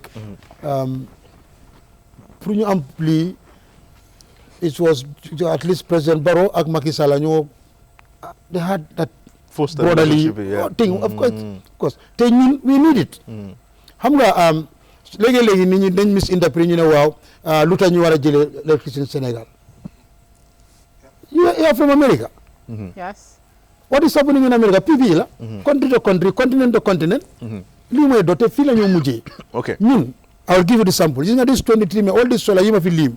So, Jara Soma Pare, you know, we are connecting. We are going to sell it to customers. You know, okay. Okay. Tay, soon the project, we soon yala dimbale mu continue. We will sell it to Senegal. We have a better no. Not with respect, but that's it. We all know. So, we don't want to understand. In fact, PB Mojana Yomba. Because jënduloo diw fayloo staff defuloo dara yow énergie buñ tooga lañ laa jox comme jaaykati passion ko fa tooga passion yow nga jaay lekka bi waaye kii yow safara bi laalut la ka yow da ngay jaay nga jël sa profit okay now Mr Badji bala maa ñëw because saa mi am similar question Yousef and then Nancy but then Senelec seen contract bi I understand ne 5 years la waaw and Car Power was something temporal I mean ñu gis ñu nekk di renew contract yi what exactly why ñu ngi keep the renew contracts like Car Power and then Senelec bi at some point ni la moo continue for the next decade? No, as of now as we speak from today we need them but li ma laa wax but target bi la ngeen project when exactly is split ma ne la am nga wana la tey by December we are expecting to have plus 23 okay xam nga ma ne la is take and pay so su ma amee 23 te yaa ngi ma doon jot 30 solo ma 30 bi da nga maa jot 10 dafa wàññeeku it's simple this is just simple nit ñi ñoo ko complicated lo but it's not complicated you don't expect us to have this ñu am suñ solar bi 50 ñu continuer di dem di jënd when we don't need it Now, Yusuf, yang doon wax ne before show bi yang doon wax ne there was a company boo xam ne mu doon bid with Senelec, and then they offered loo xam ne moo gën a cheap, and then still NAWEC went for Senelec. Mun nga si elaborate? So lu mu xam moo nekk time boobu noonu Mr. Jatta xam naa xëy na di nga mën a remember the gentleman. Really he came out in defense of the country, you know, highlighting ne deals yu NAWEC di sign baaxun pour dëkk bi te kickbacks bokk na si, and there were other alternatives yoo xam ne NAWEC war nañu sign ak mën nga jël ataaya waaw okay so moo tax ñu bëggoon nga leeral ñu ndax su guys sign on reasonable agreements, you know, because of some of even just the irregularities sax signing the agreements in dollar waaw baax na pour like for example ñu la provide electricity yow doo si def dara yow is just purchase PIP, you know, you purchase it and it comes but at the same time so signing deals in foreign currency tamit da nga gis ne once the dollar just goes up you don't have to do anything the price is going up ndax bokkut si the main reason why NAWEC ñu ngi struggle pour deliver seen main mandate moo nekk pour lan joxe electricity and water at affordable prices pour nga leeral ñu foofu noonu. jërëjëf du ma si sori lu bari sax li ma la mën a leeral mooy suñ agreement bi with both Senelec ak Kapoor lu leer la li ngay wax allegedly la okay and I will take it as that I respect people's opinion. So there was no John no you see go ahead. You know with John a junior brother to me with respect I have the right to his opinion but there are no proofs on that. I wouldn't deliver because man gisuma any document any proposal from a body bu ñëw xam naa ne at that time NAWEC dañ needoon to tap energy source from any other place okay te then si la Kapoor dugga si okay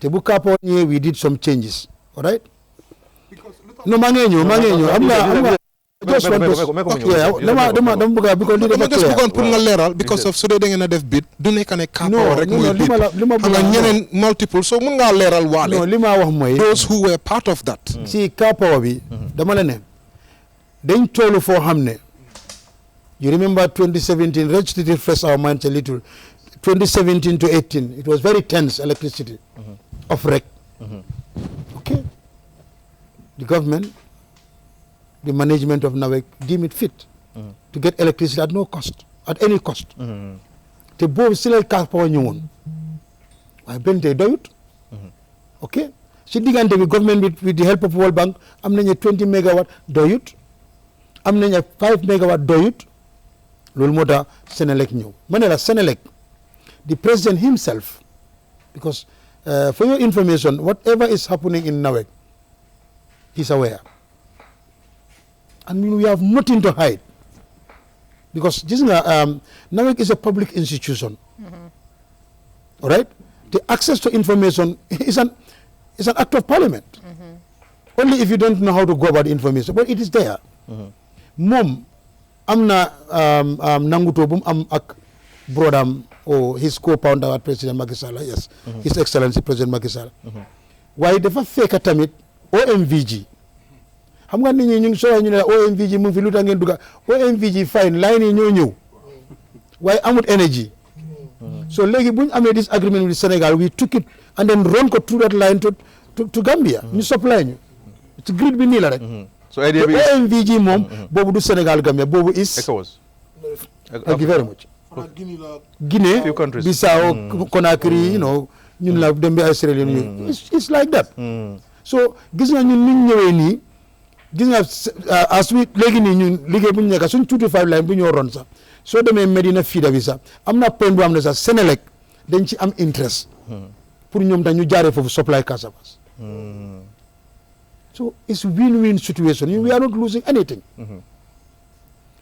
xam nga rumors moom rumors la it could be li nga wax ni wax ma ne amut no xam nga operational from the Samangolo dam the works are ongoing waaye parengut Because office. Okay. The connectivity is running. They are still working on it. Yeah. Okay. Now. More connected on. Okay, Mr. Baji. Now, didn't you say an question? But then, by you with this, Rafi, opinion about partnership bu NAWEC with Senelec ak Kapoor. What is your position on that? Well, so position money at that time, definitely we needed electricity supply because the capacity was not there. But Gambia always happen my contracts in transparency. More than transparency, it's very important because transparency more than dispel all allegations, rumors, allegedly procedures. Wow, because nobody didn't say deal with money. I'm not going offer because I can remember that time company, but I don't know. You buy a company, but I don't know on time. Wow. So if there was more transparency in the award contract to Kapoor, I think that would have helped ease all our concerns. Because Kapoor was seen as a temporary fix. Because everybody know how expensive it is. Because I think that's what it is worldwide. Them now Bissau Giss Giss Senegal, them now Sierra Leone Giss Giss Kapoor, and that's what they do. But I think Kapoor is more of a temporary fix rather than a permanent solution. So obviously anything that's temporary, more than permanent. So, but at that moment of time, definitely we needed electricity supply because President Mufino NAWEC completely. NAWEC was just running on a lifeblood because of deals with social security. It was all exposed towards the end with the Jana Commission. So, at that critical stage of time, yes, definitely we needed any supplier, could supply at an affordable price. I think the only problem with the government at NAWEC was they should have made the process more transparent and more clear. If that happened, they would have dispelled a lot of road. But I also had flex money, the guy in dollars. Everything you import in, you have to pay in dollars because who's going to find the dollars? How can you collect dollars be useless? You know, dollars are posing in America because our security top. So whoever is supplying to you, you don't need to take it to America. Senegal, just so cross the idea of Senelec via Kapoor is excellent to you. Senelec, for one, I really love it. Because Senegal, we are brotherly countries. And I think we should they want to explore more and more. Why should I be going to Senegal? I change my SIM card. I should be able to use my African Senegal, and Africans should be able to use. Imagine why so do you jump on your feet? So orange with a father. Why so do you go? So man, I believe that these things, one of it, I'm not better power plant. From the Senegal, I think these things should be encouraged more and more because we are one. So man, someone can say anything together. Man, I'm off it. Okay, Nancy. I'm not going to say much. See, contracts. Like I said, I just want access to electricity. How the electricity get to me and at a reasonable cost. So that you can buy new shoes. Exactly. Thank you. You're on my side. I want to commend NAWEC. I guess everybody who's been watching this platform, the feminist and activist in me, it's all about gender empowerment. And NAWEC have led the fight really to have gender inclusion in you even had a video. So yes, you do have a lot of directors who are women, so I'm commending NAWEC for that. I think I'm concerned about the whole borehole system. Everybody and their mama and papa is digging boreholes. And without proper vetting. Like there are new companies every single day, new gas borehole. And maybe they have been vetted. I don't know. Why when I have one at my house, the tank is green. The water that comes out of my tap is green. I don't drink the tap water. And I remember as a kid, when I first moved from high school to the US, I could not drink the water because I thought Gambia had the best water I've ever had. So moving back now, because the color of the water is just different. So my question is, does NAWEC have the mandate? And maybe it's a stupid question, but I don't know. Who gets to control this whole everybody digging a borehole? If this house is structured to have a borehole, how close is it to the sewage? You know what I mean? Like, you guys can filter the water all you want. The reason why I cannot fault NAWEC for my green water is because NAWEC is not coming to my house. I have a borehole and my tank is green. My water is exactly the same color as my tank. So who is policing this, for lack of a better word? Okay, Mr. Baji, didn't answer no, but then now. Yes, that's important. Go ahead. Yes, we are not. That's not NAWEC's domain. But Ministry of Environment and Water Resources. Te dama de wan nit ñi man sax dama di ragal because léegi nga gis ku gas borehole fii Sokowe baa ngi fii. te Sokowe bi la war a nekk ne affaire yi dañ dee synchronize. moo tax loolu dañ dee am nitrogen perhaps li ngay wax noonu nitrogen mu ngi sa ndox bi. What you can also do is take the water in a bottle, right? Take it to Abuko lab.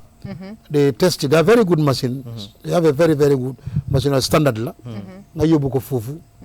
Ñu testal la ko for safety because doo ko naan waaye yaa ngi koo sango yaa ngi koo use sa body bi you never know. léegi sooy sangu suma maam mu ne nga sangu ndox dugul sa gémmiñ ko setuloo. That's true. naa boobu sangu joolaa yi la. waaw so sax nga lu dugg sa gémmiñ dafay dem. even raxasu sax lekka. waaw lekka you never know. so dañu ne du ma ko doon naan waaye yaa ngi koy jëfoo. in one way or the other. yaa ngi koo sangu lu bari. so it's important nga dem waaye loolu du domaine NAWEC. gis nga ndoy NAWEC bi. ma ne la soo gisee ndoy nag nga gis ko kola rek. noo bu laajte du suñ ndox. ok Dudu partnership bi Senelec ak Kapoor nu ma ko gis sa opinion. well man dama ko bëgg a sant gërëm ko ñëwam ci programme bi li moo explain di ko leeral fii dimbale nañu en gëm naa ne ñuy seetaan have learn a lot. good PR. comme ñaaka ñëw bi ñu ngi encourage ñeneen. ñoom dañoo gis ne ok gis-gis soo fi ñëwee dañ laa attaque dañoo criticize no we wanna get facts ñun suñ boppa ñu jànga because li ñoo laajte nii lu bari ñun xamuñ ko moo tax ñu ngee laajte and ñi seetaan are getting the questions and I believe ne li moo war a am in all sectors suñu waxee health personnel si ñëw ñi fa liggéey ñu waxtaane kon de like li mu wax about Senelec ñun ñëpp jàngee nañ ci like li moo wax about ñun suñ ndox bi wax ma Africa man dëkk yu bari yu ma tukki amul benn ndox bu daax ak ñun ndox bu ñoo naan fii yooyu nag concern bu nit ñi am rek mooy di cleanliness part of it comme quality bi niñ ko amee pour consume ko am nañ ne Gambia ndox bu neex la am you know going to other countries liñ am so daf fi wax lu important ne with this plan in the long run dañoo dem sax ñu jaay ko Sénégal loolu tam it will earn us money so man dama believe ne Senelec support bi baax na nit ñi nu ñu understand utoon mooy you know the contracts naka la moo ñëwee and there's a lot of rumors yu ci nekk waaye noo ko leeralee tey I believe na ñu bari dinañ nelaw bañ xandoor suñu ewo ëllëg dew not moo the issue of car power xam nañ ne it's temporal and always def de expensive so lii mooy the question for how long waaye comme yi nga wax about plans yu ñëw based on solar gi we believe ne you know in the long run duñ leen need maanaam very Gambian to the extent lu bari bëgg naa ñu munal ko suñ boppa defal ko suñ boppa this is the mindset bu ma dee am but before ma dem to flex one thing li ma munta understand about NAWEC mooy seen points yi nga xam ne ñoo dee jaay cash power liñ gis mooy di awa si ñoo liggéey mu ngi gën a wàññi waaw dëgg buñ starté time boobu 24/7 la woon like cooperative du daan tëj mu ñëw change to 1 mu change to 1 to 12 léegi ñu wax 10 certain point da nga dee dem 6 o'clock ñu ne wàcca nañ tëj nañ nit mooy ñëw teg taabulam amee machine am di jaay and people ñu ngi ko jaay in lot of areas loo xam ne dafa am luñ cee yokka so I think ne the increment of this 37% bi war naa add NAWEC ñu gis ne pour ñoom ñu supply nit ñi directly even am na certain areas yu mel ni let's say Bruce bi let's say cooperative warut a close nit ki war naa eewu anytime mu am di mindset ne maa ngay dem place sangam dinaa fa mun a am cash power ma jënd ma dem suma kër ma dugal ko waaye soo ñu bàyyee with third parties yi moo xam Q Power la o Afri Power la wala keneen ñoom profit la ñoo ut dafa am lu ñoo dokk ak ñoom affordability bu ñoo wax NAWEC can give it directly so lanal tax NAWEC ñu jël empower these third powers ñoom ñuy teel a tëj ñu dem ñibbi ñu toog loo xam ne it's not favoring us the consumers. Very important but then Yusuf yow just ñëwal on the partnership both partnership yi Senelec ak Kapoor then moom dina answer that balaa moom okay but just go ahead with partnership yow la mooy sa opinion waaw partnership bi man kontaan naa si partnership ECOWAS region West Africa Sénégal Gambia we need to do partnership but not at a loss to ñun Gambians lu tax ma wax loolu for example soo xoolee Sénégal right now ñoom ñu ngi enjoy electricity at $0.18 you know so loolu mu ngi leen def around 7th, like right in the middle in West Africa. So but at the same time the same Senegal ñu ngi ñoo jaay the same electricity right now ñun ñu ngi ko jënda at 0.23. So yaa ngi gis soo calculated difference bi ñoom ñu ngi profit si Gambians man moom duma façon ngi Gambian boobu so business la so yaa ngi gis so business la so fu ma jógee mooy lan ndax lu ñoo dafa am lu ñuy oo energy security ñun Gambia ñun den war a am lu ñuy oo energy security ñu mun a control suñ energy sector ñun amul energy security because of right now we're being dictated, we're relying on external. Time when you shut it down, right? That's it, we're off. So guys prepare new increase the price because of Mom Hamna, it takes a lot pour ñu mëna connect si guy. So su keneen wara ñëw, yaa ngi calculate loss boobu noonu. Lu ma bëgg a yokka si mooy ne it's not just about partnership, but partnership boobu noonu dafa wara profit the Gambian people. Gambians yi dañ si war a mën a am a reasonable price. Not a partnership boo xamee ne dafa nekk at a loss to the Gambian people. So foog naa ne foofu noonu I think su ñoo def beneen partnership or beneen agreement ba pare ñu select the cheapest bid. Not just because of lan président bi waxtaan na ak brodam bi si Sénégal so mu ne ñoo def this agreement no man fooguma ne that's how business should work. Business dafa war a work based on transparent contracts bidding process bu leer na ñëpp xam ne they went to the cheapest bidder not because of président bi moom moo ñëw dugalante ak xaritam you see so foog naa ne Mr. Badji okay flex bu fàtte tam ne Sénégal tam seen electricity bu ñoo jaay seen ñoom seen gars yi government nañ ko dee xala subsidize so if that electricity now is being sold to Gambia that's not Senegal's concern. Gambia, we are not there. Senegal is not there to subsidize Gambia's electricity. They have to sell it at profit. So that means that Senegal is so. I am arguing as a Gambian. Motamange arguing. Man suma government tamit warna ma muna defa. Comme Senegalese government, nous ne sommes pas tous les gens.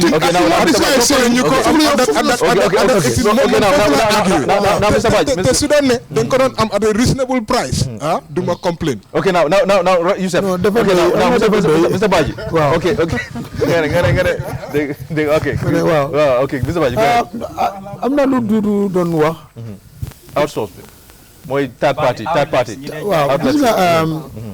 Moo tax ma ne xam nga it sometimes dafa métti waaye dafa nekk li nga facts yoo xam ne ñu ngi tegee xam nga dañ am obligation am social corporate responsibilities ak yeneen yu bëri third party vendors yi yëpp ay Gambian businessmen lañ te dañ am pour survive ñu ngi employé nekkut ne comme ñun dañoo buubee yëpp ñun ñu moomoo ko because NAWEC it's a national property te convenience bi fa nekk ci third party bi man ma dëkka yow Talinding for instance Talinding nga dëkka ok amuñ cash point in Talinding nga bëgg a dem jëndi NAWEC let's say pass bi nañ ko jëlee $5 rek dem bi 5 ñëw 5 it's $10 third party bi charge la $10 so it's easier ba pare nga toog guddi sa cash point bi jee nga use sa mobile app nga jënda lii la adduna bi moo doxee noonu xam naa ne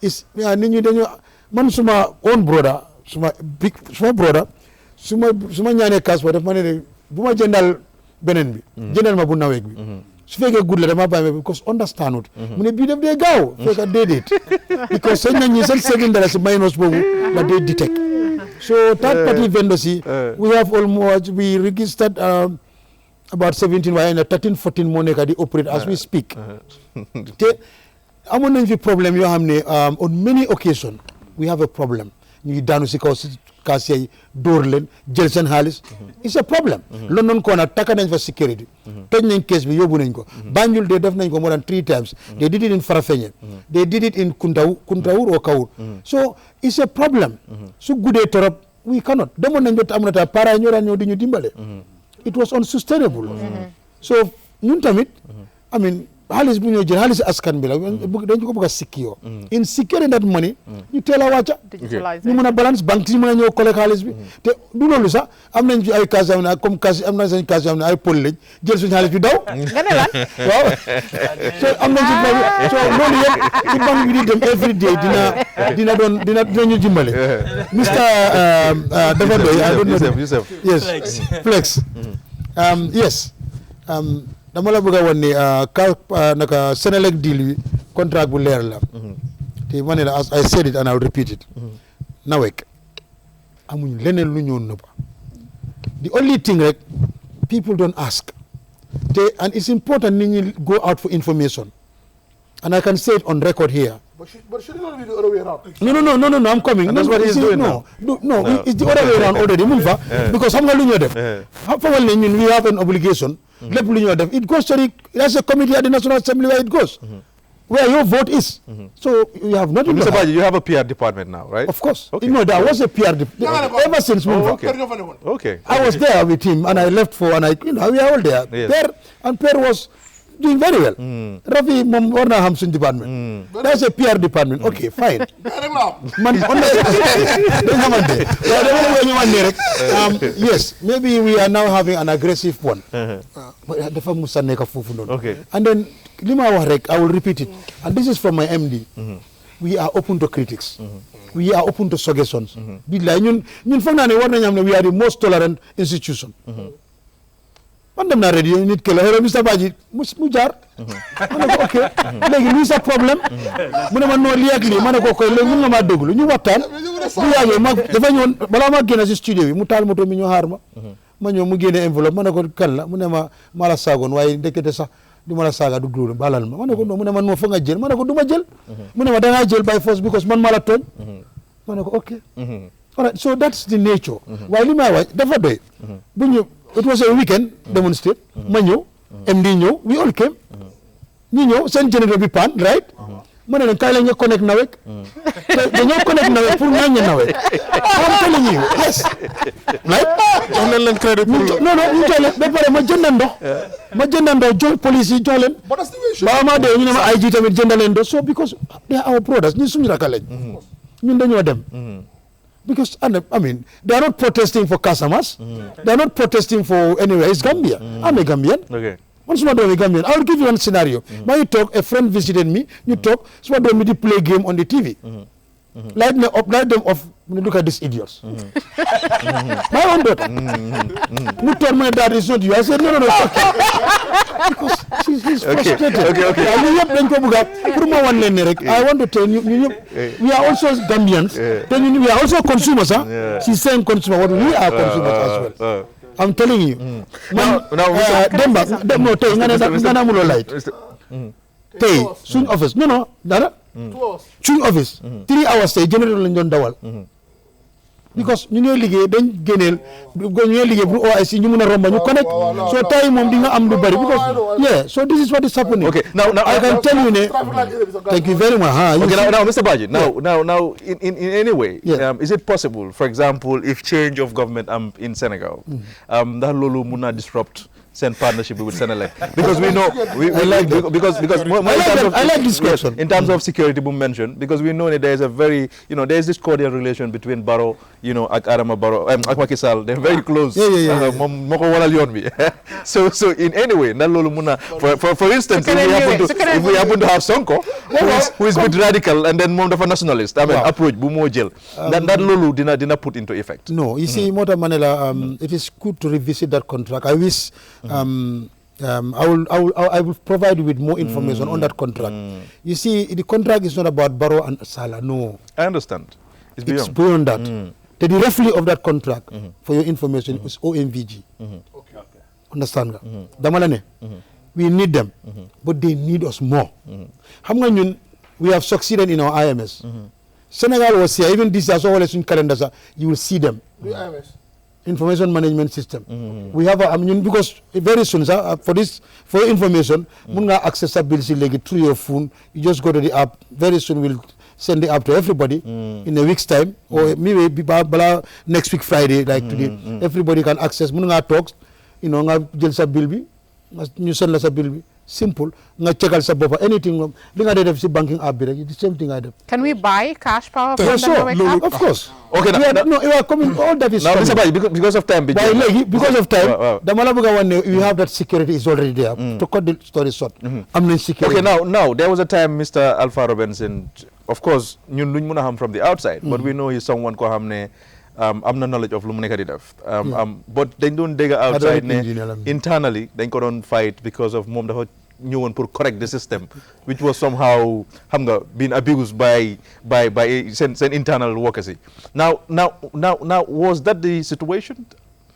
No, you see. Lolu tam ngay change? No, Lolu, it was not. You see, with all due respect, this was my director. We worked for a short period, but alhamdulillah, fuñ mëna dajé rek dinañ boss ak junior.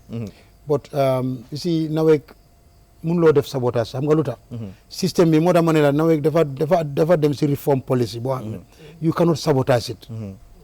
Understand nga. So ñu ne gars yi dañuy génne bloc yi teg na. No, come on, you cannot. xam nga nit ñi fii sax lu bëri dañ ko def loolu ma ne la rumors la. loolu nekku fa. What happened when we gain that's history. But I want to tell you ne it wasn't about buddy plug ñi bañ nañ kii ñi def ne non kenn ku nekk xam nga tey I'll give you example.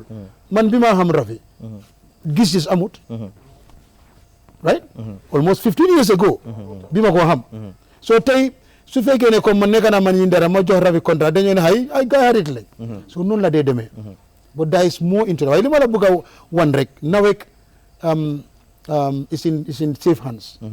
The minister. If you take the NAWEC out of the minister today, you are left. He's left with Mr. Job, Energy. Yes, he spent all his life in NAWEC. We are older.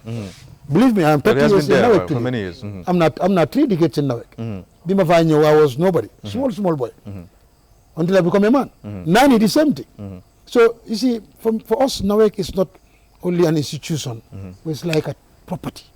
So you have to put that. Ne lii dama ko moom dama ko war a liggéey mu baax te what I can tell you here free is inshallah come 2024 before 2024 this next year this day you'll see a lot of changes in NAWEC li ma la am VR no moo dama ne la on record because tey soo xoolee over 800 communities are going to be electrified already. In the rural side? We have no rural poor provinces go to them and tell them NAWEC. ñoom ñoo gën a xam what NAWEC is doing. Gis nga those 46 villages. At least thanks to the project, thanks to the foresight of the president, you know, you are getting their cash power meter, nekkut leneen. Why they don't enjoy it for 50 years? At least ñoom tey ñu ngi leen a $1,000 ñu am cash power meter. And we are putting even making police and making yooyu sax we are putting electricity there. I'm telling you. So program. And then the other thing is very important. Mooy dama day gis ñu bëri dañ di apply meter and then it takes them ñaata years. Man there was a time I applied and then it took me like 1 year. Yeah, because time boobu noonu moo tax ma ne la jërëjëf moo tax réforme soo leen am because léegi dañ am soo seetee léegi dañ décentraliser yëpp léegi foo mun doo apply rek in fact lu ma la wax by next week you don't need to come to us you'll just go online and apply everything understand suñ gars yi léegi sax you know they are using coordinates pour ñu defal la sauver. So we are advancing. Ma jox la benn sample wallahi Sénégal ak seen réew yëpp the entire management apart from the managing director the deputy managing director and their top directors 7 of them came for 1 week fee to study the way we are running our IMS the way we are running our super vendors. They came and we give them, they go back. That's good. Mr. Baji, thank you very much. Yeah, just because of raise nga ñaari important issues. First, Mr. Jatta. Moom doon liggéey biir NAWEC te raise na flag bi ñëw na si media bi as a patriotic Gambian. Ko gis rek you could resonate, you could feel with him. Jaral na ko mu bàyyi joobam sax. That's him. Same thing. Mr. Robinson ñëw na and si man ñii these people are high integrity people te lu gaay wax dafa dugal na suma noppa bi man suma issue bi moo nekka because of gis nañ ne NAWEC mu ngi sign agreements a lot of the things lu mu war a def loo xam ne dina wàññil stress bi si nit yi mu ngi ko just joxe for example car power mu ngi fii nii gis neen Senelec tap into that even yaa ngi wax ne we living in a generation boo xam ne applications app NAWEC si boppam su amoon app da ngaa gis ne charges yooyu noonu yëpp yoo nekk di wax all these other people these other businesses tamit ñoom den war a survive they war a survive but not of the Gambian people man suma issue mooy ndax den even need NAWEC sax ndax waruñoo privatize electricity because of su dee NAWEC because right now loolu la NAWEC is like a contractor apart from generators yum am the rest of it mu ngi ko joxe others mu ngi ko contract out soo bëggee cash power demal si wave sax moo laa dimbale and all this other why is NAWEC not doing those things why need stress bi si nit yi pour nit yi no I see I will answer it no wait I think you got it all wrong on this one you see lima la was NAWEC we are still operating and selling cash power dama la ne we have an obligation to Gambians as well private partnership they have to survive what money survive they mean they have to exist no you know they are not surviving on you Yusuf, they are not surviving on you allow me to say this they are not surviving on you because at the end of the day lima wa moy third party vendor at the comfort of your zone you are on your bed and you can buy your cash one and just punch it I want to say something my friend that's okay okay now because of time now quick Nancy and then Rafi Gawal okay Nancy go ahead I just want to and I cannot even believe I'm agreeing with NAWEC I have never ever purchased cash power from NAWEC ever I love convenience I am a digital person I want to buy cash power from my phone from my app from my bank app so I am all for digitalizing the way we buy. Digitalization is the way to go. So flex, the $5 extra that I'm paying to, guess what? If I was to get up and go to the closest NAWEC to buy cash power, it will cost me $25. The major taxi them Gambia back to my house. So and the time, especially if my electricity goes off in the middle of the night, if I don't have these digitalized, then I have to be in the dark until So yeah, I'm with them. And then do. Why doesn't NAWEC create that app? He just said that they are. What I'm saying is It's already given them a free, you can buy it right now from Wave. Why is Wave doing that? Why is NAWEC not doing it? I'm not sure if we are partnering with Wave, but Wave is just listening. Okay, Mr. Baji. Okay, now Rafi.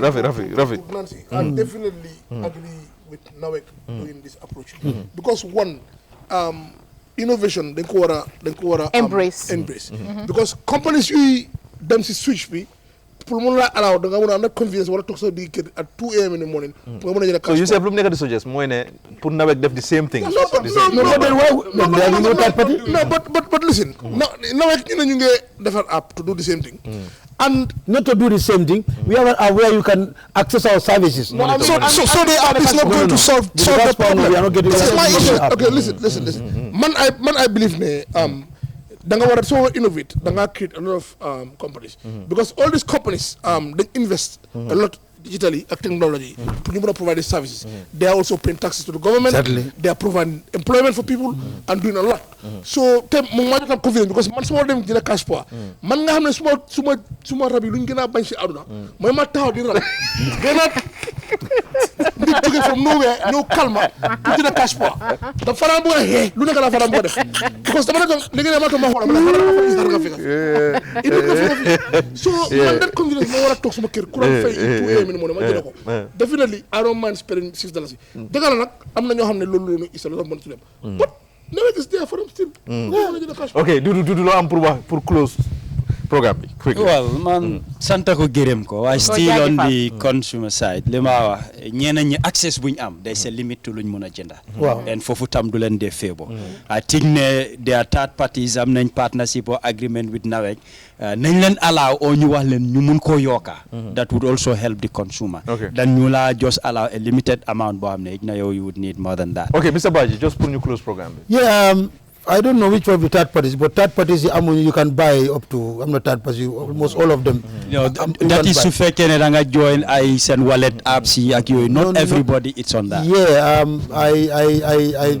I don't know which of them, but I think it's an open one for them. But nonetheless, I've taken note of this one. Okay. And then what the Mabuga was I want to thank everybody here and then also my gërëm Giss Giss di leen wane rek please ak anybody who is listening our doors are open and we are accessible anytime man dama ko dee wax NAWEC it's a national property ñun yëpp a si bokka it's not because we are there ñoo gën déedéet ñun jékku ne ñoo naa tuuti xalaat yéen mi ñoo déglu mi ñoo seetaan yéen a ñoo mën a dimbale so please our doors are open go to our website visit our Facebook pages better than am na ñoo xam ne suñ bindee rek si Facebook page rek maa si rafi rek ñu bombardé léegi nag su may post rek dama dee post toog suma office sax benn bés maa ngi post ma ne MD Rafi wul dama post 2 minutes Rafi ñëw dafa comment ma ne MD mu ne ma who is this man ma ne ko this is called Rafi waaye alhamdulillah waaye it's normal xam nga lu tax because Gambian bu concern la te man ñi de I like people telling us ne bu leen def leen lii it's good okay waaw also sorry the last one just to ñi masaw ñëpp because xam nañ ne anybody ku toog sa nga ñàkk a ndox ñu ngi laa masaw ku ñàkk courant ñun laa masaw because ñun lañ sas pour ñu def ko so suñ ko defut we have failed you and if that is the case we are sorry but I'm telling you inshallah ñaanal leen ñu rek léegi tey in fact I'll invite Giss Giss I'll make sure ngeen amee special representation suñu inaugurate suñu jàmbur that's very good okay thank you very much Mr Badji kontaan nañ trop Giss Giss bi dañ comme nu ma ko waxee yàlla may nañu xam-xam bi macha allah car ba nga xam ne dañ dee mën a debate issues yoo xam ne plateforme yu bëri duñ ko dee ñeme na jël because dañ daw politique at some point dañ am pour daw politique dañoo dugg feneen and then the good thing about Giss Giss mooy amul benn political party bu ñu moom xam nga loolu dafa jafe pour jënañu moom métier amen pour jënañu moom métier du NPP do UDP, do any other political party in the Gambia, do CA, do of course even Dr. CA small brother, small while we always together. Why some of you wafi a very doctor sa nga fa ne hawma doc. But lolu mo ne ci Giss Giss and then Giss Giss kado askan wa ko mom and then from henceforth comme numa ko waxe duñ dem di wax politique all the time. Sometimes dañu indi lo xamne lolu la nit ñi bëgg dégga. Matar cameraman la of course mu ngi si suñ Fatou network bi moom ëllëg mooy baddeem booy soo ko gisee mu ngi am jabar ak ay doom yëpp te maa ngi ni amaguma benn jabar sax ñu ngi jaajëfatal of course ñu Mansour ak tamit Ibrahima ak Modou Seydi ak Fatou Camara muy head of Fatou network bi mu moom ko ak tamit Haruna Dramé because am show bi daf dee ñëw of course Paradise TV 10:30 ak tamit Fatou network 7:30 every Friday ba beneen week ñu gisante ak yéen thank you very much jaajëf.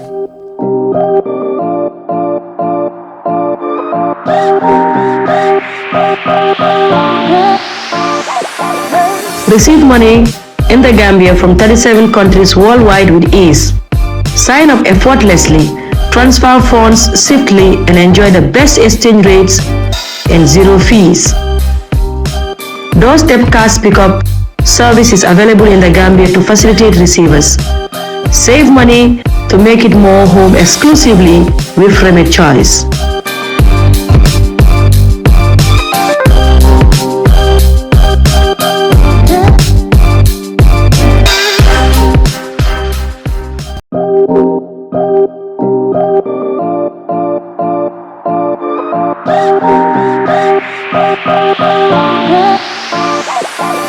Receive money in the Gambia from 37 countries worldwide with ease. Sign up effortlessly, transfer funds swiftly, and enjoy the best exchange rates and zero fees. Doorstep cash pickup service is available in the Gambia to facilitate receivers. Save money to make it more home exclusively with Remit Choice.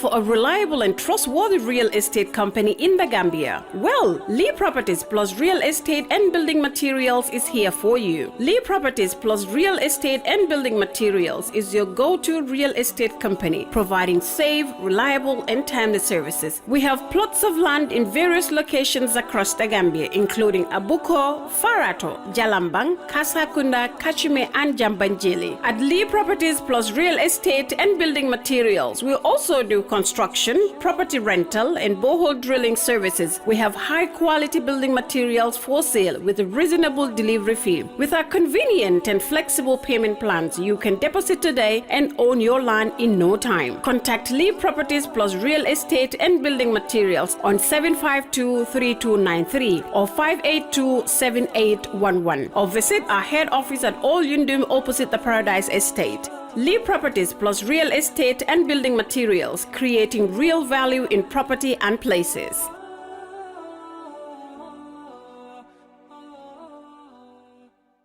Are you searching?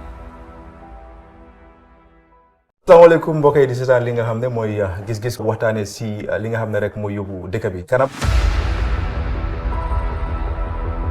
The Constitution provides President can declare a state of emergency in two circumstances. Now I believe Gambia security is at risk for invasion. He has it right. Constitutional code, as volcano, it can last for 2 weeks.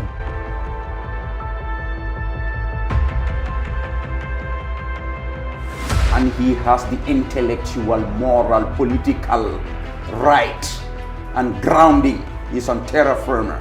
He said the right thing at the right time, in the right manner, to the right audience, and we fully support the party leader's position on this. yéen ñëpp gis ngeen ne dañu oote ne nañ ànd soppi nguur gi fi leer moom loolu pexe la parti yi bokkuñu xalaat bokkuñu jubluwaay lii pexe la rek pour génnee ngu réew ci loxo benn nit te jubluwaay bi mooy won ne fexe nag nit ñi moom réew mi ne nañu ànd ci xel ñu tabaxaat réew mi.